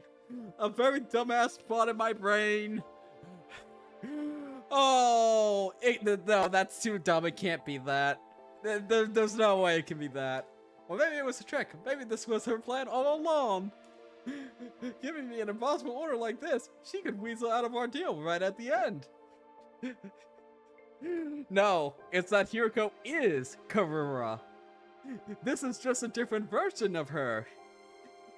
This is a parallel world version of Karura active in this timeline. This is a version in which her mother died instead, and she's been fighting ever since to fight for, in the memory of her mother, and has been leaping through time, trying to figure out how to save Taki all this time along. But she keeps on leaping through time, keep on trying to find the right Takumi that isn't infected with the key data, and in order to save him. So that's what Hiriko's deal has been in the whole time. Or she's just horny? You know, that is the simpler answer, but that's way less interesting, Caps. Have we ever seen Hiriko and Karura in the same room together? Not necessarily. What if, when Hiriko died in the original timeline, her cryptoglobin infected Nozomi's mind, so she ended up thinking thinking that she was Karura when she was dying. It got all mixed up there at the very end there. And, I mean, we've never seen Hiriko's stomach, so we can't confirm that there isn't a scar there. I mean, yeah, of course.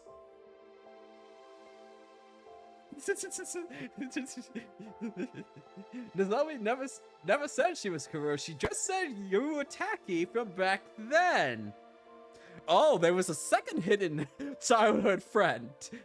The second hidden childhood friend with also the same similarly shaped stomach scar. Wonderful. That's an excellent idea, Pepeka. Anyway, let's continue on with this because I need to end stream in about an hour. You failed to uphold your end by refusing to carry out my orders. I don't have to tell you a thing. I could imagine her using that excuse to call the whole thing off. This girl was an evil genius. Although, what if it wasn't a joke or a trick? My palms were sweating. My throat was dry. I needed to decide. This is a decision. I couldn't just stand there like a statue all night. I don't understand. How did it come to this? What am I supposed to do? There's no time to think about it. I just have to make a choice. What do I do here?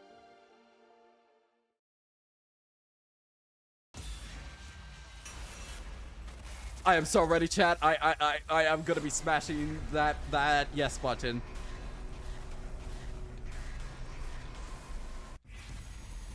What an amazing choice. Yes, yes, yes, yes. No hesitation, no hesitation.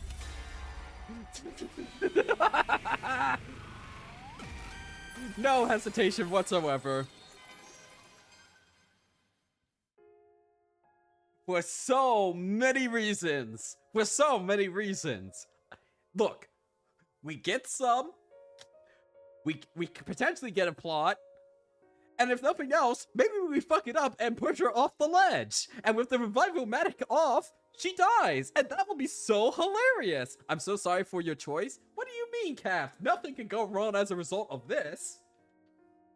Nothing at all can go wrong whatsoever. I'm getting boner pill ads. Great timing for you.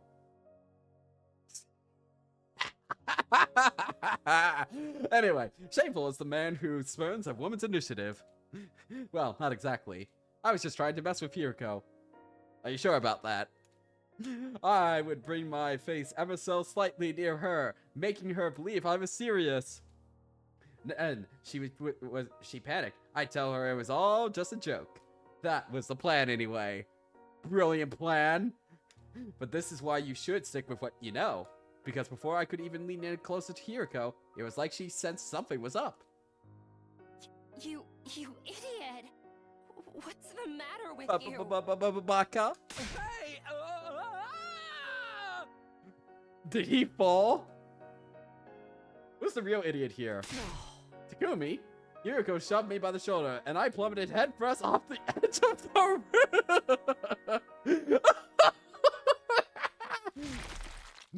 My head split open like a watermelon and splattered my brains all over the place. Is that an ending? I had a dream. A dream about kissing. Not with Hiriko, not with Karura, or even Nozomi. What? What? What? What the fuck are we doing?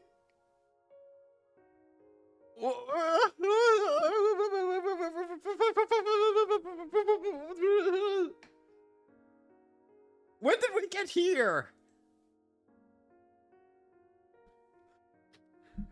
Stunlock.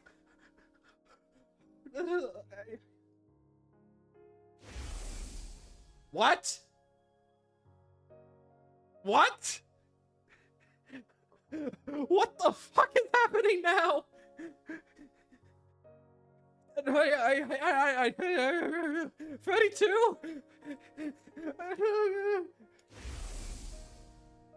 Oh, yeah, we already saw that. But why? For some reason, I felt this sense of guilt. Guilt? Toward who? Day 24? Huh? Why am I sleeping? I opened my eyes and saw... No. Oh, no. Oh, no, no, no, no, no, no, no. You motherfuckers. You fuckers. I just realized what you made me do. We're on the romance. I swear to God, if there's an update to what the chapter is, if I save right now. Oh, you motherfuckers. You fuckers. You fuckers in chat have forced me onto the harem/romance route, haven't you? Oh my God.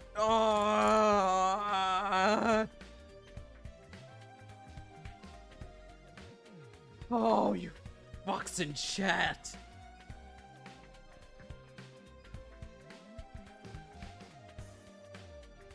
We didn't make you kiss Yuriko. That was your choice. You did that. No.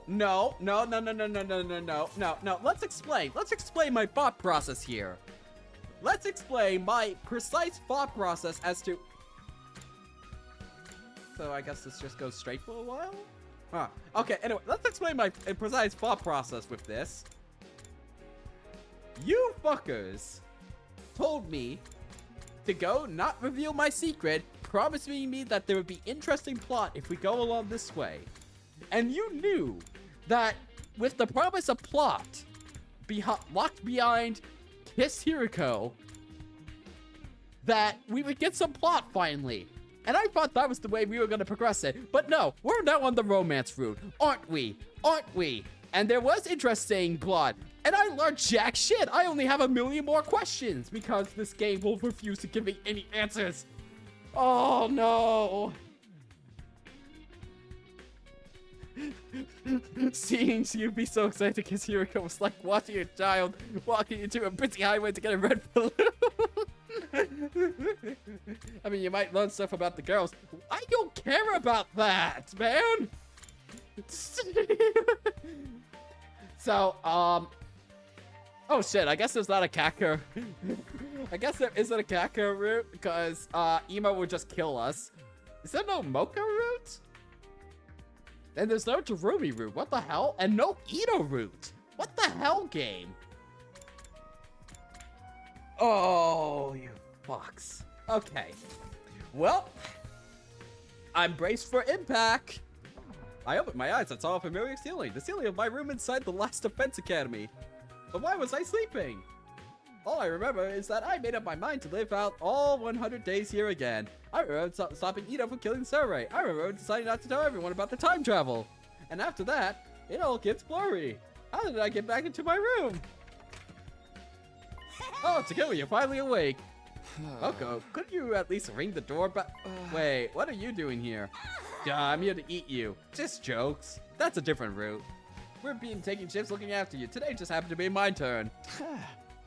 Look after me? Is something wrong with me? More importantly, you know what, chat? I am no longer going to trust your decisions anymore. This is completely your fault, chat. More importantly, you should still be at second to last defense academy. What are we doing, Takumi? I guess you did lose all your memory. I swallowed down my remark before it could escape my lips. If I said the wrong thing, I might actually accidentally reveal that I traveled through time. Moko must have said something was off on my behavior. Takumi, do you have any idea what day it is today? What day? The last memory I have is of day 3. Day 4? I see. Well, as long as you're alive and well, that's all that matters. I guess we're abandoning all the plot we were building up to with Hiriko. Okay. Fantastic choice, game. Fantastic. You bamboozled me and chat. Great job, game. What is Hiriko going to say? Well, do you get the general idea now? Yeah, I think I'm good. Hiriko and I fell off the roof on day 9, lost consciousness until today, day 24, right? Yeah, that's about the size of it. How about you, Hiriko? Well, I'm a little confused, but I believe I understand.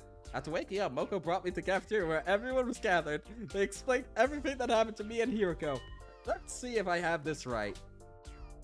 On the evening of day 9, Hiriko and I fell from the roof and died. Our bodies were found and immediately brought to the revival-matic for resuscitation, but the machine bugged out and I brought back with an incomplete memory. That's why my memory stopped suddenly, and we've also stopped the key data in this route. Hiriko didn't remember anything past day 3 either. In other words, we fell off the roof. What exactly happened to us was as much a mystery to her as it was to me. Yo, I can feel the game just laughing at me. Maybe the two of you shacked up for days and you were missing and threw yourself off the roof in a love of suicide? Come on, we'd never do that. It's so nonsensical that it's not even worth refuting. Anyway, Takumi, do you really not remember? I told you, everything after the middle of day 3 is gone. Why do you keep asking me anyway? Do you? No, I don't remember everything. That's why I'm asking you, so I can find out what happened. Hey, wouldn't it be interesting if one of you was lying? Come on, take off your tinfoil hat. I can assure you that both of them are telling the truth. Huh? How the hell can you be so sure? Because of the problem with the Revive-O-Matic. We brought Tamino and Shizuhara back, but the most recent available backup was from the afternoon of day 3, so we regularly get our memories backed up. So their lack of memory is scientifically proven. There's absolutely no chance one of them is lying or keeping the truth to themselves. Huh? But that doesn't make sense. We got together with you guys on day 4, didn't we? So shouldn't their memory cut off before our team introduced ourselves? How did Takumi know who I was when he woke her up? Well, it's because my memory of the previous 100 days, but I couldn't come out and say that. I decided I wouldn't tell anyone about the time travel. That's a good point. Maybe there's some memory fragments still lingering in my brain? Well, that's fair enough. Anyway, it looks like we're not going to have a fun mystery here. What a total drag. God damn it. Okay, so I'm at a crossroads right now. Now that I know what's in store for me in this route, because this is 100% the romance route, isn't it? Isn't it? This is where we get the harem ending, the romance with all the girls, and maybe Ito if this game's brave enough. Which, honestly, knowing Danganronpa in general, they aren't. They're the very well-trained jog once again, beating me at chess.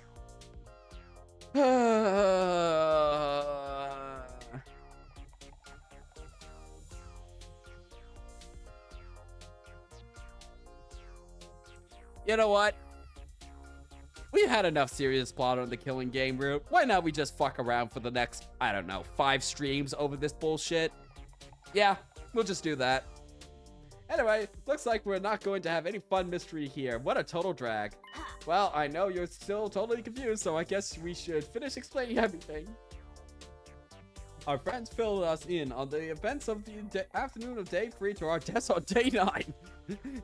Then they told us everything that happened up until today, day 24. I still have some lingering questions, but they were too trivial to bring up. After all, according to Moko, we hadn't had any casualties while the 2 of us were knocked out. We really put it in the effort. While you guys were out, we swore we wouldn't lose anyone. Wow, maybe we should have just stayed unconscious so the battles would keep going so well. Speak for yourself. Come on, this is our first time with the whole gang in ages. Be nice. Ima's right, although I understand if you can't be nice to discussing old Shoma. Everyone's here and in one piece. Things are good now, right? Right, everyone was so worried you guys might never wake up. Seriously, I was so freaked out. But thankfully, nothing bad happened, so now you're all caught up now. Wait, actually, what is it? Karara, Kyoshika, Tsubasa, Bra, Forsooth? Huh? The 3 of you were so worried about them, but you haven't said anything today. Is it polycule time again? Oh, right. I'm just feeling like, wow, great to have them back. I am simply filled with emotion. I am not nervous anything. Okay, if we get a choice between these 3 right now, Tsubasa, easily, we're doing that one first. Then Karara, and then Kyoshika. Kyoshika, I feel like it's gonna be the most cringe. I wasn't worried at all, mind you. Keep running your mouth, and I'll super glue it shut. Oh, uh-oh. Then how am I going to get my protein? All right, that dream. Right. Yep. I got it. The polycule line, last Harem Academy. Okay, that's getting a pin from me. Congratulations, Atticus. I want to pin that for the rest of the stream. 60 minutes.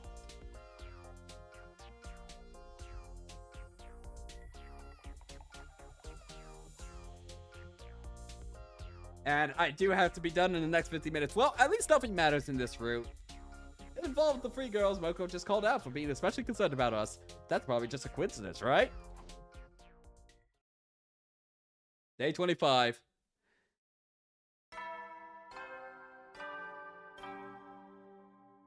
Up and Adam Troop Gator! Prepare to spend. Be ready to give your. Day 25 is upon us, huh? Doesn't feel like day 25. Every time I wake up with gaps in my memory, I wonder what I'll have gained this time and what I'll have to lost in return. Well, there's nothing I can do to bring them back, so I guess there's no sense on dwelling on it. All I can do is live out the rest of my time here without any regrets. I tried to convince myself with positive thoughts as I headed out for the cafeteria when I suddenly heard a voice. How many times do I have to tell you? Stop. No ifs and buts or buts. That's the final word. How many times must I tell you? You have no right to say that to me, Lady Karara. Hey, you two, calm down. This concerns you too, you know? You're going to stand around and pretend this has nothing to do with you? I'm not pretending or anything. Are they fighting? And hey, aren't these 3 the very same people who... Whatever, I just need to stop this.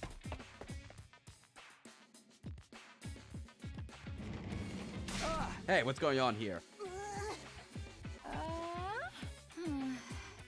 Even though the 3 of them had been practically screaming at each other, now they were so quiet you could hear a pin drop.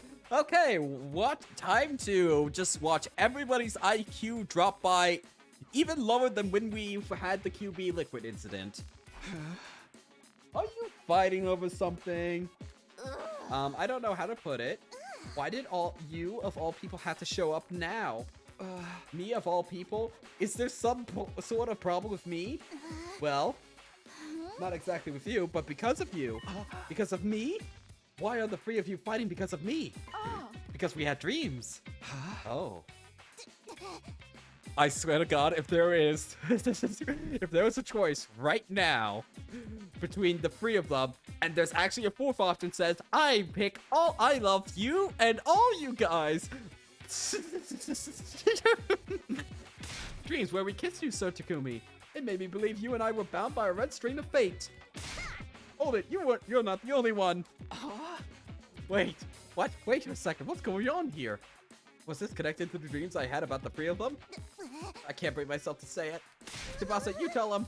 Keep it factual and detached, don't embarrass me. Huh? Why me? Why not? You're involved in this mess too. I mean, yeah, but... it's really embarrassing, but... Takumi, Yoshika isn't the only one who had a dream like that. She means a dream about kissing you. He's trying to be indirect, you tactless moron. Actually, Karara and I dreamed about it too. Let's get this straight. While I was knocked out, Karara, Kiyoshika, and Tsubasa, they all had dreams about kissing me, and just like I had one of them. I had wondered if maybe I wasn't the only one to have a dream like that after how they were acting toward me yesterday. The 3 of them must have suspected something was going on, so they arranged this meeting. As a result, they found out they all had the same dream, but that wasn't the end of it. Yoshiko claimed she was destined to be with me. Karara was not amused, so this kicked off a squabble. Tsubasa tried to intervene, but she had the same dream, so she got tangled up in the same argument too. And that, in short, is how we got here. I'm so disappointed that Tsubasa didn't dream about Darumi at least once. I see. Yes, I see. I see. I swear, if you say that one more time, I'm absolutely dying of embarrassment here, and that's all you have to say? Well, I've never experienced anything like this before. Any more obvious facts you want to stress? Even a child could tell you've never had girls so much as batted an eye at you your whole life. A child wouldn't know anything about my love life. More importantly, did you have a dream about kissing me, Sir Takumi? Then we're bound by fate. It's as simple as that. Well, huh? Did you really dream about her? What? That can't be right. You must be dreaming about me. Everybody's losing brain cells. I can sense it. The QB liquid addiction is spreading. This is so embarrassing. I wish I could just disappear, but I guess there's nothing left to hide. Well, I had a dream about kissing all 3 of you. Oh, we don't even choose. Okay. Kissing all 3 of you. What? All 3? So are all 3 of us bound by fate? Is this a harem ending? Shut up, you hair-brained moron. I bet he's truly fated to be only one of us and the rest are red herrings. Maybe? I don't think the Gi is alive at this point, Pepsi Addict. I think the Gi died with us on the roof. It just couldn't handle it and just left. So, so at this point, only in our head is one half of the Edo brainworm and the QB liquid brainworm. Those are the brainworms that are in there. Whatever the reason is, this is a particular situation. There is no chalking it up to coincidence. The dream I had must have been some kind of meaning. The problem is figuring out exactly what that is. I heard everything. Moko, I'll handle this torrid love affair. Huh? Handle? Totally, when it comes to love, everyone is free to make their own choices. It's no place for outsiders to butt in with their shrieks of excitement. We should live our own loves and love the loves that we love. That we know of so far, Gi died not from physical fall, but the psychic damage this root inflicts. No, that was the comedy root. Surely there's nothing as bad as the comedy root in this game. Takumi is like Sora. There's so much room in his head for other worms. Yeah, I think I actually made that joke earlier about how he's just the Sora of this game. He just has everybody's hearts in him. Everybody. This is an attempt at philosophizing. But right now, Destiny is calling us to join us on her journey. If everyone just falls in love willy-nilly, our sense of unity will come crashing down. Even more so if multiple people love the same person. So I'm here to give an order to this love. From now on, you'll fall in love according to the rules I've set. Excuse me, you think you could show up completely uninvited and... Without further ado, the rules of engagement are one round every 25 days, one-on-one, winner decided by knockout. 1 round every 25 days? One-on-one? By knockout? That sounds dangerous. Obviously, for whatever reason, Takumi is the new hotness for the you ladies. The three contenders are Karama, Kyoshika, and Tsubasa. Indeed, I am besotted with Sir Takumi. Well, however you want to put it, I don't care. Yeah, I guess I agree. But with so many of you madly in love, we can't have you all make a move at once. It'll only lead to fighting, and it will be too much for Takumi to handle. So we'll split the remaining 75 days between the 3 of you. Oh no, we have to date all of them? Oh no, oh no! From tomorrow, day 26 until day 50, one of you will make your move on Takumi. From day 51 and 75, and from day 76 to day 100, same deal. You'll confess and receive your answer during that time frame allotted to you. In other words, absolutely no floating or courting outside of your time. I see, so that's why you said 1 round every 25 days. Exactly. Thanks for the summary. Any questions or objections? Wait a minute. Who put you in charge? Get your nose out of our business. She's right. We never asked for any rules. You seduced me with your lengthy explanation. Wow, your bestie Moko goes out of her way to help you, and this is how you speak to her? You didn't really mean it, did you? Well, come to think of it, maybe having a concrete plan would be good. I concur. Now that I think about it, it's a great idea. Wow, you guys are like so emotionally intelligent. Love it! Takumi, Tsubasa, do either of you have any objections? No, none from me. I do. I have so many objections. Think about it. This is crazy. What about how I feel? Huh? How you feel? But that's what we're trying to figure out with this game. Wait, don't tell me. Does your heart already belong to another girl? That would change everything. The first person I thought was Nozomi Karura. Do I like her? Romantically? I wonder. Before I got here, I have some thoughts about her as a member of the opposite sex, and she's someone important who I still very much want to protect. But at this very moment, I can't say I like her romantically.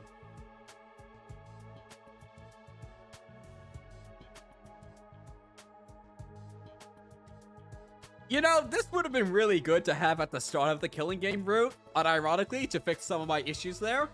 Because my read was definitely borderline romantic as a relationship, especially towards the end, as those dream flashbacks were suggesting in the original 100 Days. And that was a bit of my issue there with how, in a serious route, because, like, I'm not going to take it seriously in this route. I'm just going to be like, oh, whatever, game, just do whatever you do. I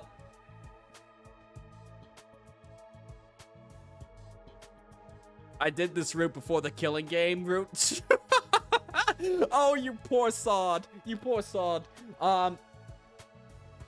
Yeah, because that was not my read on their relationship. I was very much reading it as, like, borderline romantic the whole time.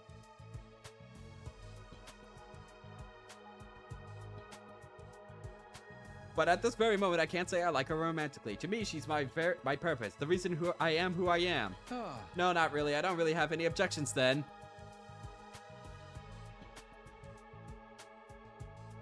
She's precious to me, but it's not romantic love. Yeah, lol, which might explain my disdain for it, at least right now. Yeah, again, I'm not gonna take this too seriously as far as, like, reading into the characters and overall story, because this is clearly meant to be a joke route.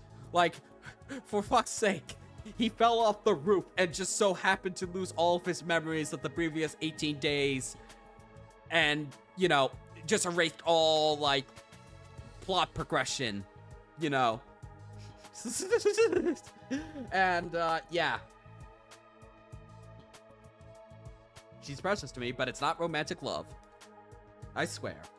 Okay, then that's all good. Any other questions then? Just being sure I have this clear. The first slot is from tomorrow until day 50, right? If the first person confesses and Takumi decides to date them, what happens? Then we have our winner and the game's over. I'm a believer of pure love, no seconds or thirds. Then going earlier gives you an advantage. Wait, that makes me sound really eager. Worse than that, he forgot about the really interesting parallel world to Hiriko stuff. Yeah, that too. I can't tell you when the best time slot is. No. That's for Takumi to decide. Wink. What does that even mean? If there's no other questions, let's figure out who gets to enjoy a taste of romantic whimsy with Takumi win. To keep it fair, the person who wins rock, paper, scissors gets to pick when they want to go. I'm not going to lose. Me neither. Haha, that's the spirit. Oh, but wait. Takumi, could you leave us? Part of the excitement is seeing who will be courting you tomorrow, right? Sure. Chop chop, get on out of here, you little Casanova, you. So are we just gonna get a bunch of free time in this route? Our president got chased out, leaving the 4 of them in the cafeteria. Starting tomorrow, there's going to be a competition for my love. Maybe I'm still in a coma. I wish I was too. To save my progress from this riveting plot.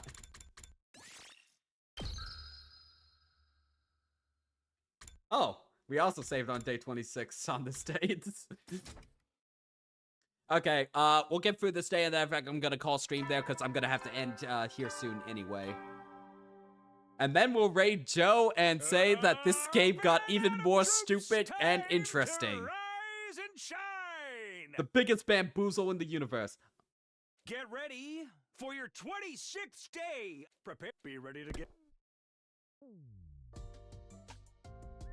Well, according to yesterday's discussion, starting today until day 50, I'm going to be romancing either Karara, Kyoshiko, or Tsubasa. Romancing, I can't even begin to imagine what that's going to be like. Speaking of the devil, I never see open the door to see. Oh no. Oh no. Pardon the wait, here I am. Sure. Hey, snap out of it. You should offer a lady a cup of black tea. I don't have anything that nice here. Wait, if you're here, does that mean? Yes, after you left the cafeteria yesterday, it was decided I would be the top batter. You know what? I'm going to, I'm gonna actually turn on my tea. 1 second. 1 second, chat. I need tea.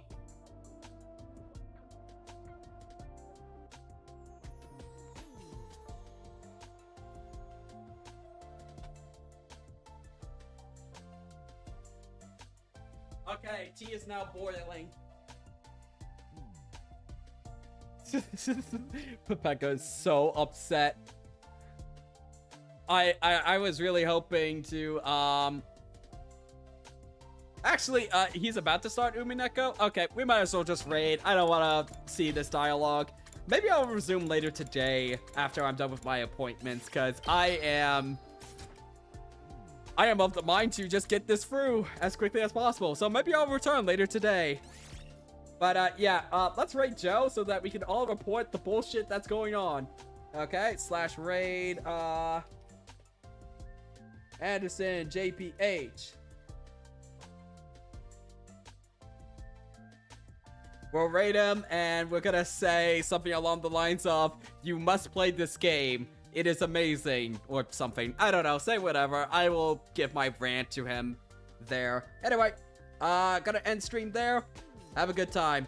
I'll see you guys in a little while. Maybe I'll stream a little bit more tonight. I am very much just trying to get through this as quickly as possible. There will likely be a Helldivers 2 collab tomorrow if I do not stream tonight to further talk about that. But yeah, probably Helldivers 2 collab tomorrow. We'll see about that.